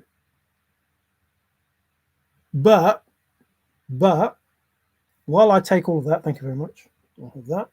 While I take all of that, the intention that you want is for me to be in whatever state, I return that to you.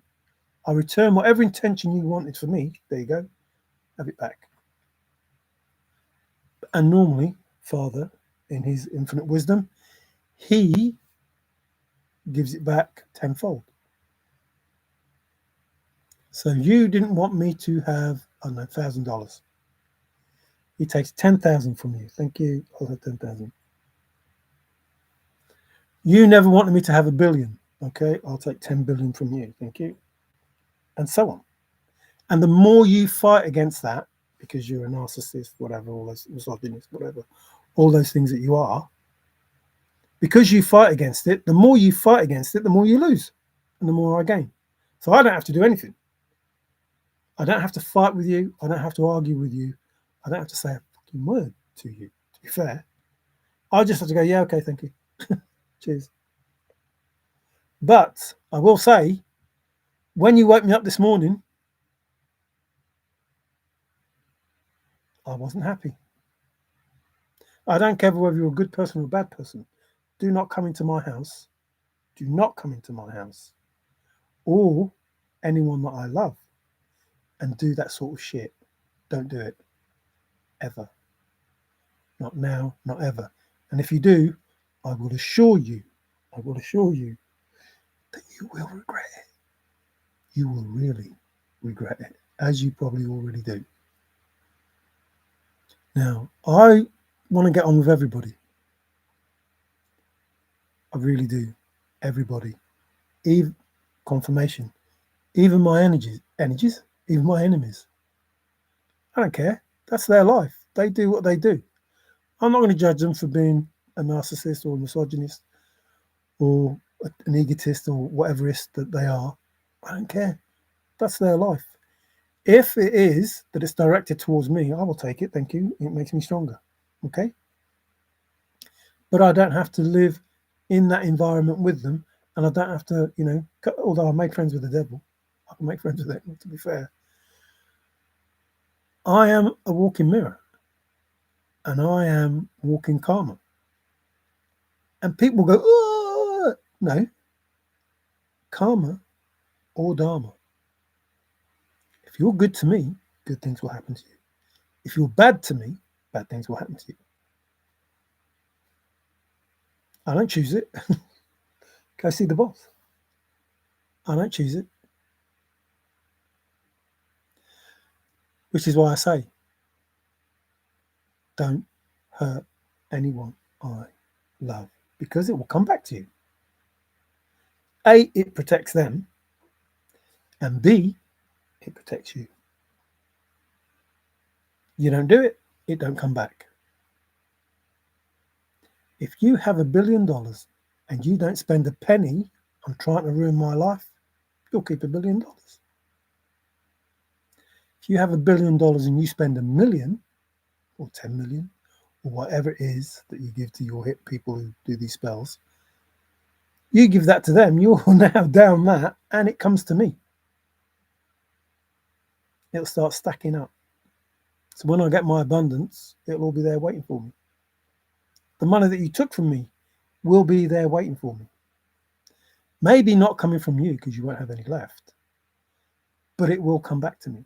The money that you hid in the yard will come back to me. The money that you hid in Antarctica or Arctica, wherever it is, will come back to me. The money that you hid in the offshore accounts will come back to me.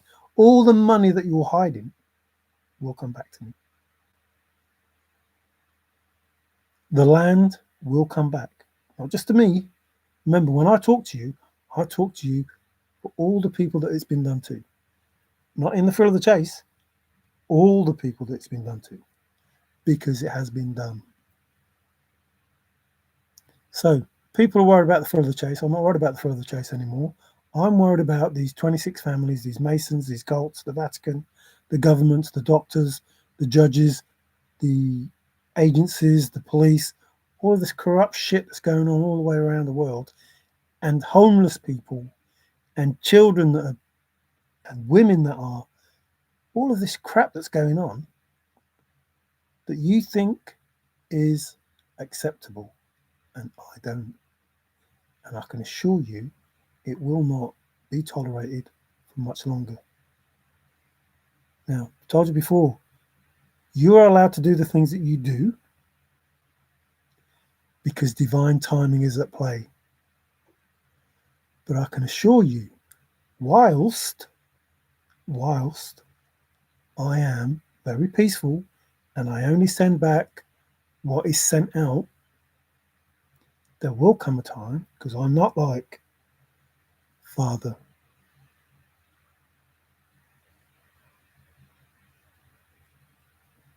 I will. Confirmation. I will use the dark side. And it's not out of vengeance and not out of revenge and not in any way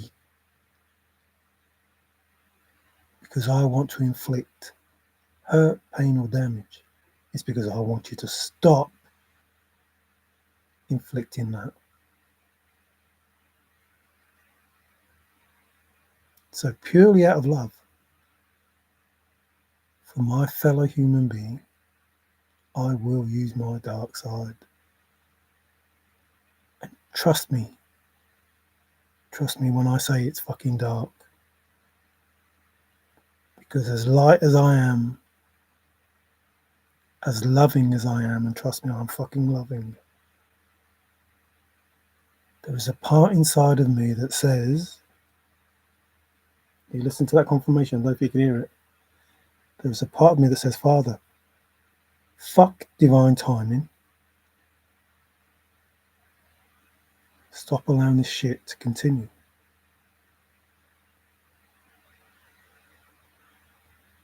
Now, if you remember, I said, I asked for judgment, and I asked everyone, everything. You listen to confirmation, everything. The dragons, the fae, the unseen, dark, light beings, angels, ancestors, you name it. I said, if you help me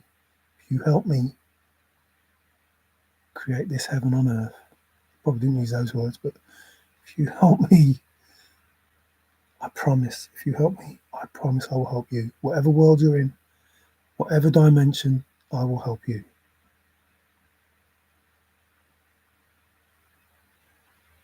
Because I truly heard Forrest when he said, can't we all just get along?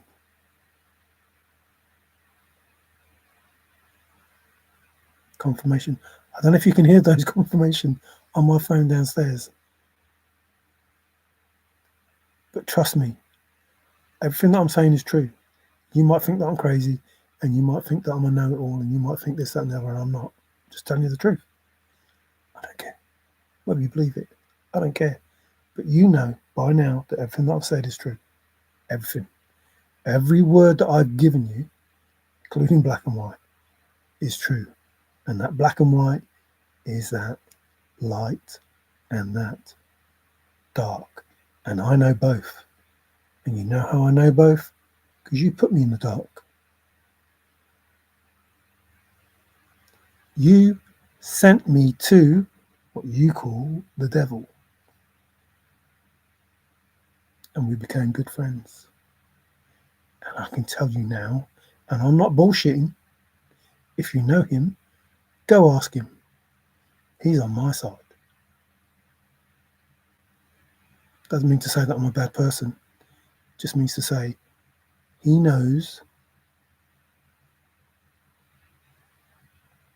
I ain't fucking around.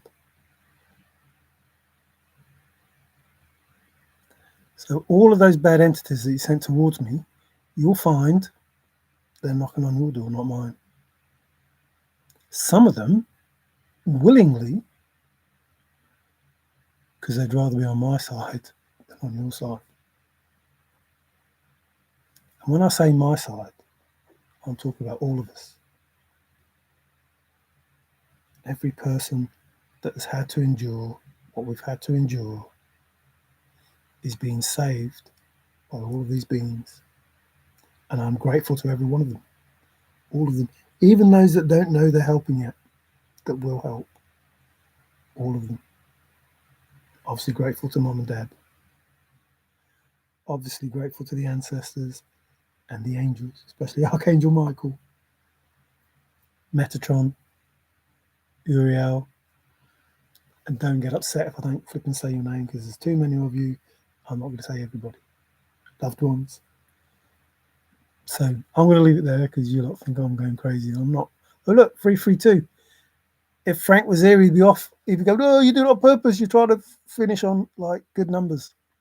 But I don't. It just is what it is. Oh, and I'm on 0004. It's 4 minutes past 12 here at night and 14/12/2025. Don't know if that means anything. So let me read some of these. Whitney, is that Houston? Was crazy dangerous. I just watched Black Mass the other day. Ooh. Listening, thanks. I'm going to come and listen to yours then. In an hour, did you say? Oh, 1 o'clock. Oh, I might stay awake. If not, don't hold it against me. 1 a.m. here, but thank you for being here. If I am awake, I will come over and listen. Might not stay too long, but if I fall asleep, don't hold it against me. But thanks for being here. I appreciate it. Truly appreciate it. I've asked for the same at times. It caught up to him in the joint though. Commas are our friend. Yes, they are halts. And you have to begin it where warm water's comma. Sorry, I just had to say it. I encountered... say hi to Conscious Soul, please, if I don't make it. If she's there. I encountered him 3 times at least. Once during a mod hit. Once at his legacy garage. Once at FBI loading dock. I was his golden ticket, in my opinion, of course. Of course. But of course. He wasn't a rat. He had... Oh no, he must have been a caliph. To the caliph I am dirt, to the dirt I am caliph. Caliph, FBI agent, and had him wrapped around his finger. Oh, isn't that a song? He told on some Italians and Cubans. Uh-oh, we'll talk about JFK, are we? I think the Cubans are the ones who cut him up inside. The FBI got people to flip on Whitney by making fictitious information. Well, isn't that what they did with Michael Jackson? Because he bought Sony, all of a sudden he became what he became. He became the things that these people are doing. And it, like I say, I don't judge anyone. I don't care whether he is the person they say that he was or he isn't the person that they say that he was. That's between him and the Father. But it's funny how when good people stand up to evil, those good people get slandered by the very things that these bad people are doing. Like, my reputation might be in tatters before I've even had one, because these people try to portray me as being them. But when the truth comes out, you'll see that all the stuff that they say and did was rubbish. Didn't happen. Only in their imagination and their manipulation did it happen. Only for their agenda did it happen. Because they want people to see good people as though they're themselves. Crazy but true.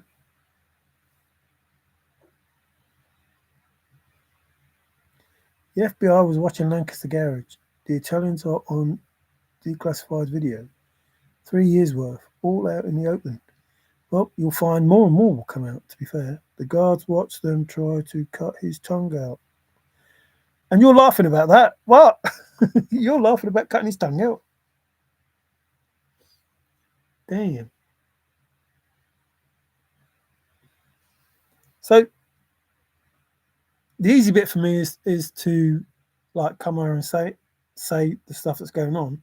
The hardest part is to think about what is happening in the world, because these people have given themselves the power of gods to think that they're untouchable, but they're not. And that's where they went wrong. They thought they were untouchable, and now they know they're not. So the wonderful web we weave when we choose to deceive is exactly what happened. In 2021, something happened which started a chain reaction, which created the web. This person talked with this person got hold of this person got hold of this person got hold of this person. Then it got out of hand. So this person then went on to this person, then went on to this person, this person. Then the heads found out and said, look, what are you doing causing a stink? Because this and this is happening between us. And then their bosses got involved and just kept going on and on until the people at the top found out, which is the whole idea of these videos, which means now there's a link between all of them, which with P. Diddy saying, we control you. We've got the music to do this and the blah, blah to do that. And then we can control your kids and we can do this and we can do that. Can you? Can you really? No, you could, but no, you can't. And the longer we go on, the less you'll be able to do.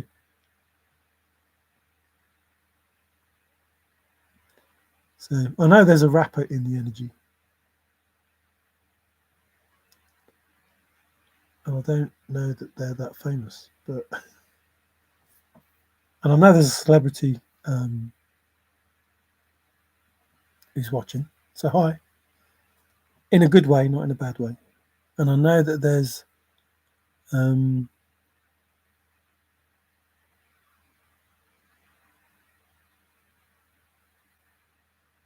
going to say a hero involved, or heroine. Like there are good people in the world, and they're all going to get together and make things happen.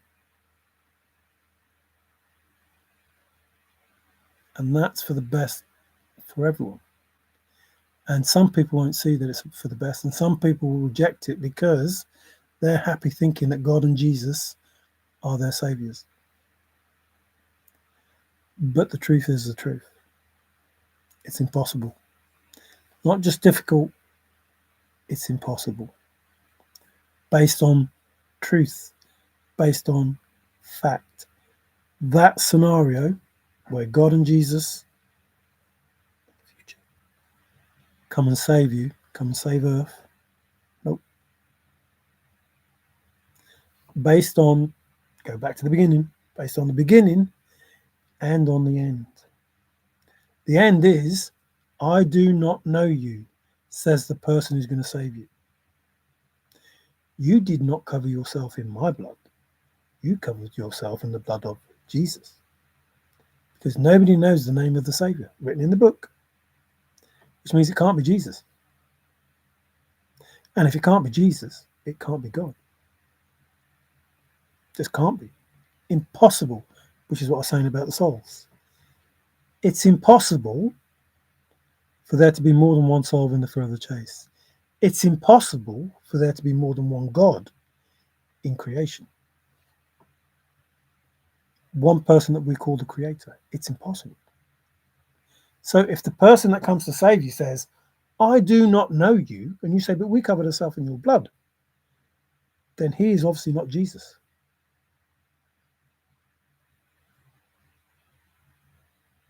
It's just the way it is.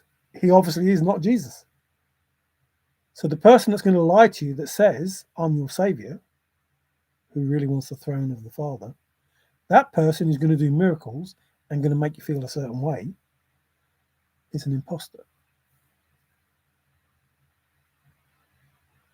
To the point that he will do what he does and try to take the throne off Father and go into the temple and do all those things, and then get his ass kicked with just a breath, which is a word for truth. So it's better that you know the truth now than you find out the truth later. Because if you're armed with the truth and you're armed with love, you have the two most powerful things you can have. More powerful than any weapon. And they know that. And they don't want you to have it. They certainly don't want me to have it. Too late. I've got so much self-love for me and everything else. It's impossible not to love. Now, what they really don't want is that divine union, where the man and the woman get together and have a child. Which might sound familiar. No? Kill all the children? Kill all the babies? Abortions? LGBTQ, whatever the bloody thing is? Stop the human race from creating? Don't have someone that's going to come along and save anybody? Or, better still, let's create our own saviour.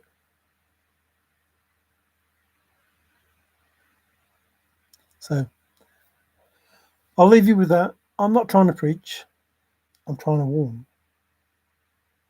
Both good people, bad people, and evil people. That it is in their best interest to do what's in their best interest. That's it. It is always in your best interest to do what is in your best interest, as long as it's also in other people's best interest. And it is in no way, shape, or form considered to be evil. So Forrest said, imagination is more important than knowledge, because imagination is manifestation. And imagination is limitless. There's no limit to what you can imagine, to what you can manifest. To the best life that you want, there is no limit. And knowledge, there is. So, get in touch with your imagination.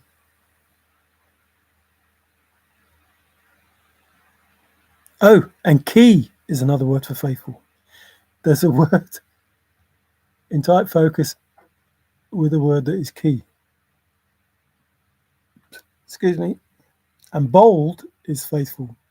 So, and with my treasures, faithful.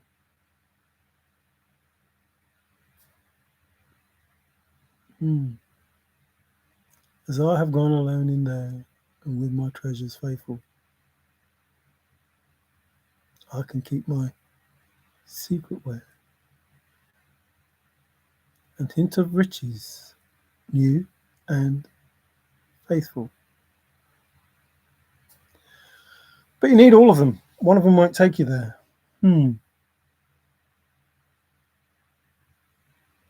I looked up all the words in that poem, especially the nouns.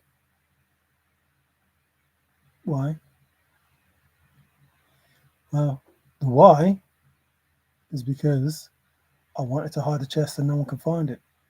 The first draft, easy. Those are the words. The second draft was set up that if you read it the way that it was written, you ain't going to find shit. You ain't going to find nothing because it's not meant for you to find anything. It's wrote in such a way that you will never, ever find anything because you are going away from it. Solved the first two clues, walked away from the chest. That was the whole point. No one was ever going to stay in the same place. And yet, faithful means meek. From there, it's no place for the meek. It doesn't mean the meek can't go. It does mean the meek can't go, but not in the way you think. It means from there, the meek shouldn't leave because they're already at the first two clues. Don't leave that place, meek. You're already at faithful. From there, it's no place for the faithful. Meek. Don't leave the place that you're at. Begin where warm waters halt. Take it in the canyon down. Not far, but too far to walk. Put in below the home of brown. You are already where you should be. You are at warm waters halt, at the blaze, and at the home of brown. And from that place, don't fucking leave it because you're already at Old Faithful. You're told by the words in the poem. Don't leave. Don't go past those clues. Don't go away from the chest. You're already in the right place. You're already at the start of where you finish and know the place for the first time because it has warm waters, home of brown, and the blaze all in the same place. And you didn't know that when you started. Well, you did, but not when you read the poem. So you arrive back where you started in no place for the first time is because when you got there, it was the start. You never left the place because don't leave it, no place for the meek. When you never left the place and stayed where you are, you also finished. It became the start and the finish of where you needed to be. And you only knew it for the first time as the finish because you finished the poem in exactly the same place as you started. Based on fact, based on the words that Forrest used. Based on them words. Begin means blaze. The blaze is where you start. And if you've been wise, which means faithful, and found the blaze, which is where you start at the beginning, where you end, wise is faithful. If you've been faithful and found the blaze, look quickly down. But if you got faithful and that goes up and found the blaze, then look down. But Terry Scamp with Marvel Gaze, don't fucking stay there. It's pretty warm. Take the chest and go in peace. What does peace mean? So, I thank you. This is about the thrill of the chase and how Forrest Fenn, Major Forrest Burke Fenn, told me that the words that he gave me were honest and true. They were simple, faithful. And Peggy waiting is faithful. And she could be waiting, faithful, and he could be faithful, and they could be in two different places, but still be in the same place. And the Yellowstone Park crease in the book, the crease is a hole, which is faithful, and it's a nook, which is faithful. And that hole may be, in volume, 9 miles. So the truth is 9 mile hole, but it might not be a 9 mile hole. It might be a hole that is 9 miles in volume. So the truth is simple. That's what he said. No, the answer is simple, which is faithful. Old faithful. Simple as old faithful. You have your treasures at Old Faithful because it's bold. You're wise at Old Faithful and see the blaze. Hear me all and listen good. Hear me, Old Faithful, and listen, Old Faithful. If you are brave, Old Faithful, and in the wood, faithful as babes in the wood. If you're Old Faithful and in the wood, I'll give you title to the gold. So, information that Forrest gave you is all about the same thing. All about the same thing. And if all you had to do, which is all you had to do, all you had to do, is look up the word warm, that's all you had to do. Look up the word warm. Begin it where warm waters halt. Did the hot water affect the patina? Did the Old Faithful water affect the patina? Begin it where Old Faithful. Now you don't have to go boots on the ground because being there in person is Old Faithful. You have to be Old Faithful. A deep thinking searcher using logic, logical is faithful, and deep is Old Faithful. A Old Faithful searcher using Old Faithful would solve it. Now, I'm not lying, not making it up. I'm not trying to big myself. I don't give a shit. There's no point in me solving it in 2020 and going anywhere because the chess was not what it was about. And Forrest Fenn, the creator said, trust no one, not even me, which means something is not kosher, something is not legit. Don't tell a fucking soul what the truth is until the truth can be heard. It's simple. That's it. Job done. Job done. Begin it where. That's it. That's it. Look up one word. Find out one word, warm. Find where you are and find all the other words that mean exactly the same thing. And know that from there, you don't leave because there's no place for the meek. Don't go from there.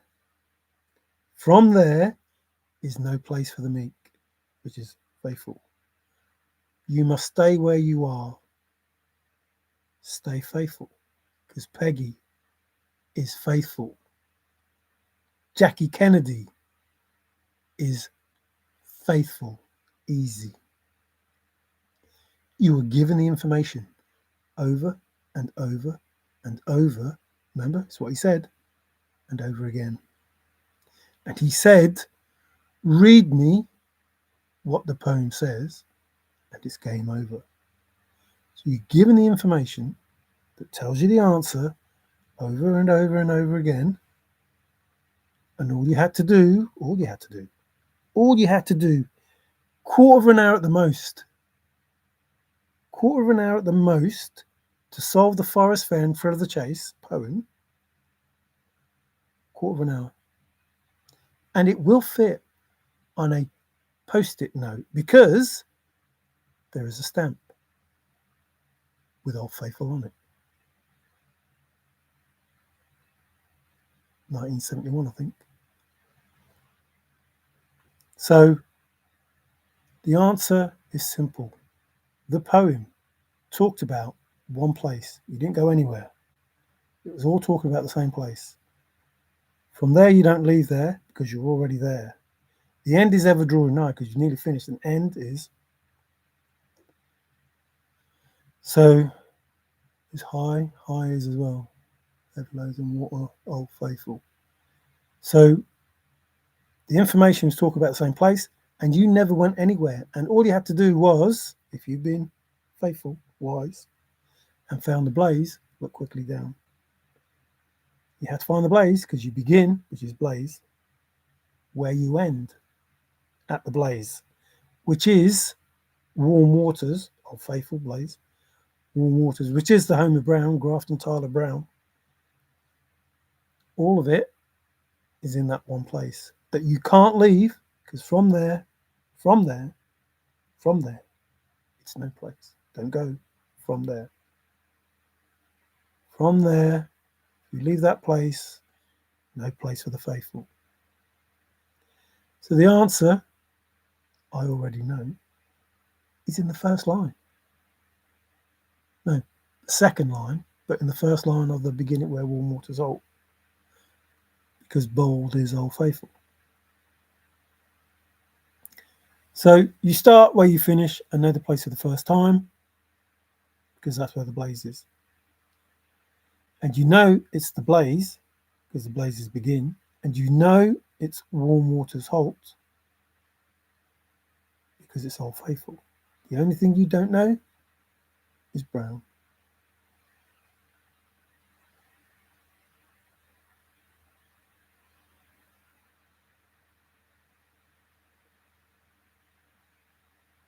You don't know that Brown drew a picture, well, not one picture, lots of pictures of Old Faithful.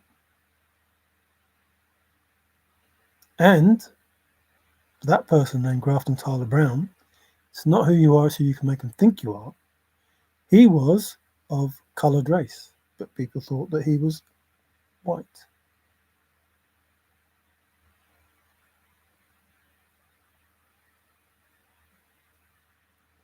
So the answer to the Forrest, Fenn, Thrill of the Chase was, it's simple.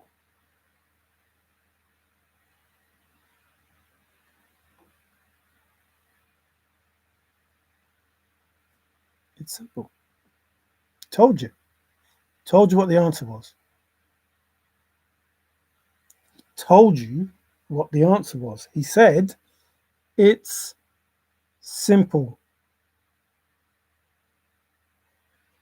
Show it to a child. It's simple. He told you what the answer was. There it is. That's the answer. That's the answer. Told you the answer. It's simple. What does simple mean? Find out what simple means. He told you to follow the 9 clues precisely. Faithful is precise. So, listen, if you follow it, faithful, if you follow it faithful, that's where you are. You follow those 9 clues faithful, that's where you are. Because that's what it means. And if you are wise, if you are faithful and found the blaze, 9 clues is precise, faithful. If you're wise, faithful. If you begin at the blaze, you're wise, faithful, see the blaze, that's where you begin, because that's when it goes down. You can't go before then because you don't know when it's going to go up. Don't know when it's going to go up. But you do know that when it goes up, you've only got so long after it's gone down before it goes back up again. So don't stand there going, ooh, get in, get out, which is what he said. Take it literal.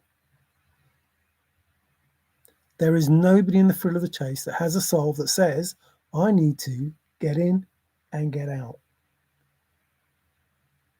But you do there. So everything that was said is true. Everything that Forrest said, everything that he said is true. You just didn't know how true it was. But when he says, it's simple, that's your answer. It's simple. He told you where it was.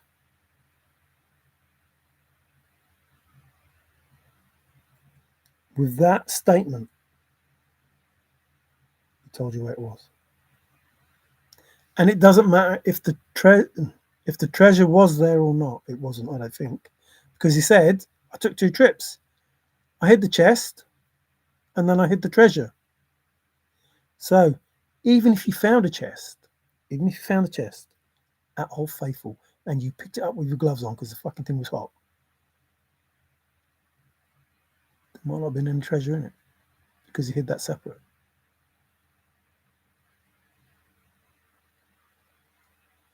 So you could go home with a chest that is too heavy for one person to carry.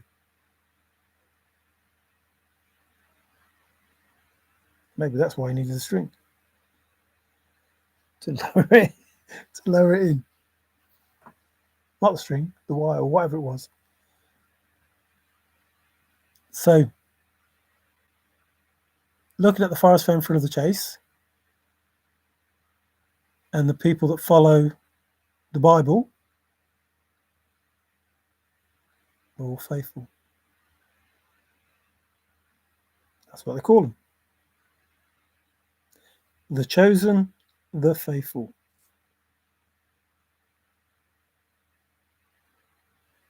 Peggy will be waiting because she is faithful.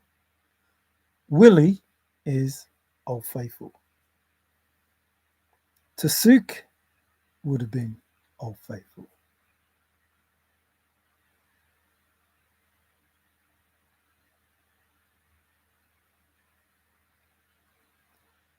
The truth is simple. Once you know it's simple, you will think, why not think of that? It's simple. No working out. Well, like I say, quarter of an hour. Quarter of an hour at the most to find out where it is. And then read the poem differently, but read the poem and it's game over. You're not supposed to read the poem as it's wrote. You're supposed to read the poem as the first draft, as it was written before it was changed. Because changing the words, he had to look up all the words in the poem to make them fit. And he couldn't use any other word than halt, because halt means comma. There's no word there, just a comma. Excuse me. After the spout or vent or whatever it is that I said was in that space after Old Faithful. Geezer. Can't remember what word was in there, but something like that. It's been a long time, but it's Old Faithful. Waters. Is that Geezer? Waters means. Doesn't mean geezer. I've got a geezer in my head, but spouts and vent. Is it vents? So either of those words Forrest could have used. But the important bit is the Old Faithful bit. That waters, whatever the waters is, doesn't matter because it's the fact that it's Old Faithful. I think it's vents. He talked about vents and I've got vents in my head. But I can't remember the word that I put in where waters is. But if it is geezer, then it's Old Faithful geezer. But spouts will do, Old Faithful spouts. Or steams, Old Faithful steams. Or whatever. It doesn't matter because I'm not Forrest. Wow, you're old, Trusted. Trusted was around when Cleopatra was there. What good is a verbal autobiography if you're not applying to the line of the poem to be wise has open ears? I wasn't there. Oh, look, there you go. I wasn't there. I read a lot. That's pretty much the excuse that I'd expect you to give, Trusted. You don't read, you chisel out. You do hieroglyphs and stuff like that. Come on. There is also a professor from, don't say Arizona. History of the location. I think location is Old Faithful as well. Or is it secret? Oh no, secret is Old Faithful and then the location.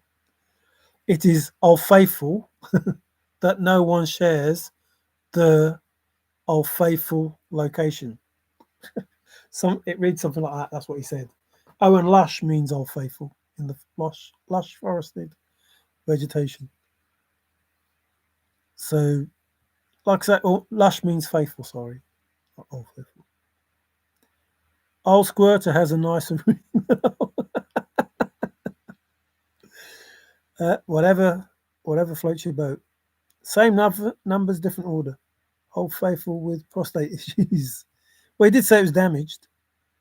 Remove all of the commas. Wink can be identified as a giant ass or a salmon gull.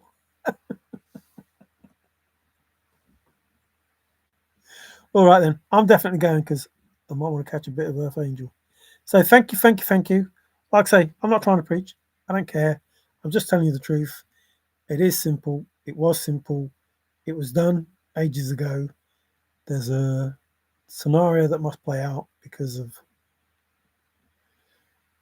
humankind, I suppose, if that's how you want to look at it. I did ask the question, like how many questions in the poem, but I think if you look at the word question, you'll see why I asked that question. So I thank you. Again, it's been good, and I don't mean any harm or any disrespect or whatever it is you think that I mean. I don't. I just want everyone to get along. You do you, I'll do me. However it gets judged, that's what it is. If you're my enemy, I still offer out, I got to be careful.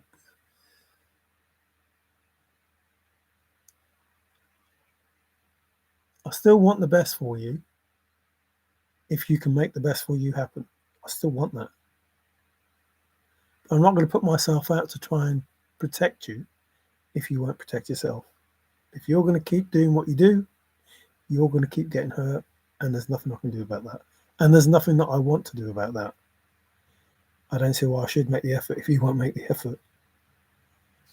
But I don't wish you any harm. I just don't want the shit that you're trying to give me so you can have it back.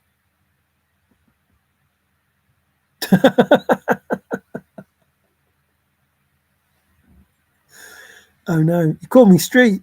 Bye Street Mario. Okay, bye Saint Mario. Again, I'm not religious and I don't go with all that stuff. I'm not even spiritual. Is it Gnostic? Whatever it is. It's not about being any of those things. It's about just following the truth, following the way, staying on the path, walking the middle road, being both light and dark, being both male and female, being yin and yang. It's just being good within myself, so it's good outside of myself. Has nothing to do with religion, has nothing to do with me being good, because I'm not good. I'm not. I've already told you that. But I'm good enough to know that I shouldn't hurt anyone else and no one should hurt me.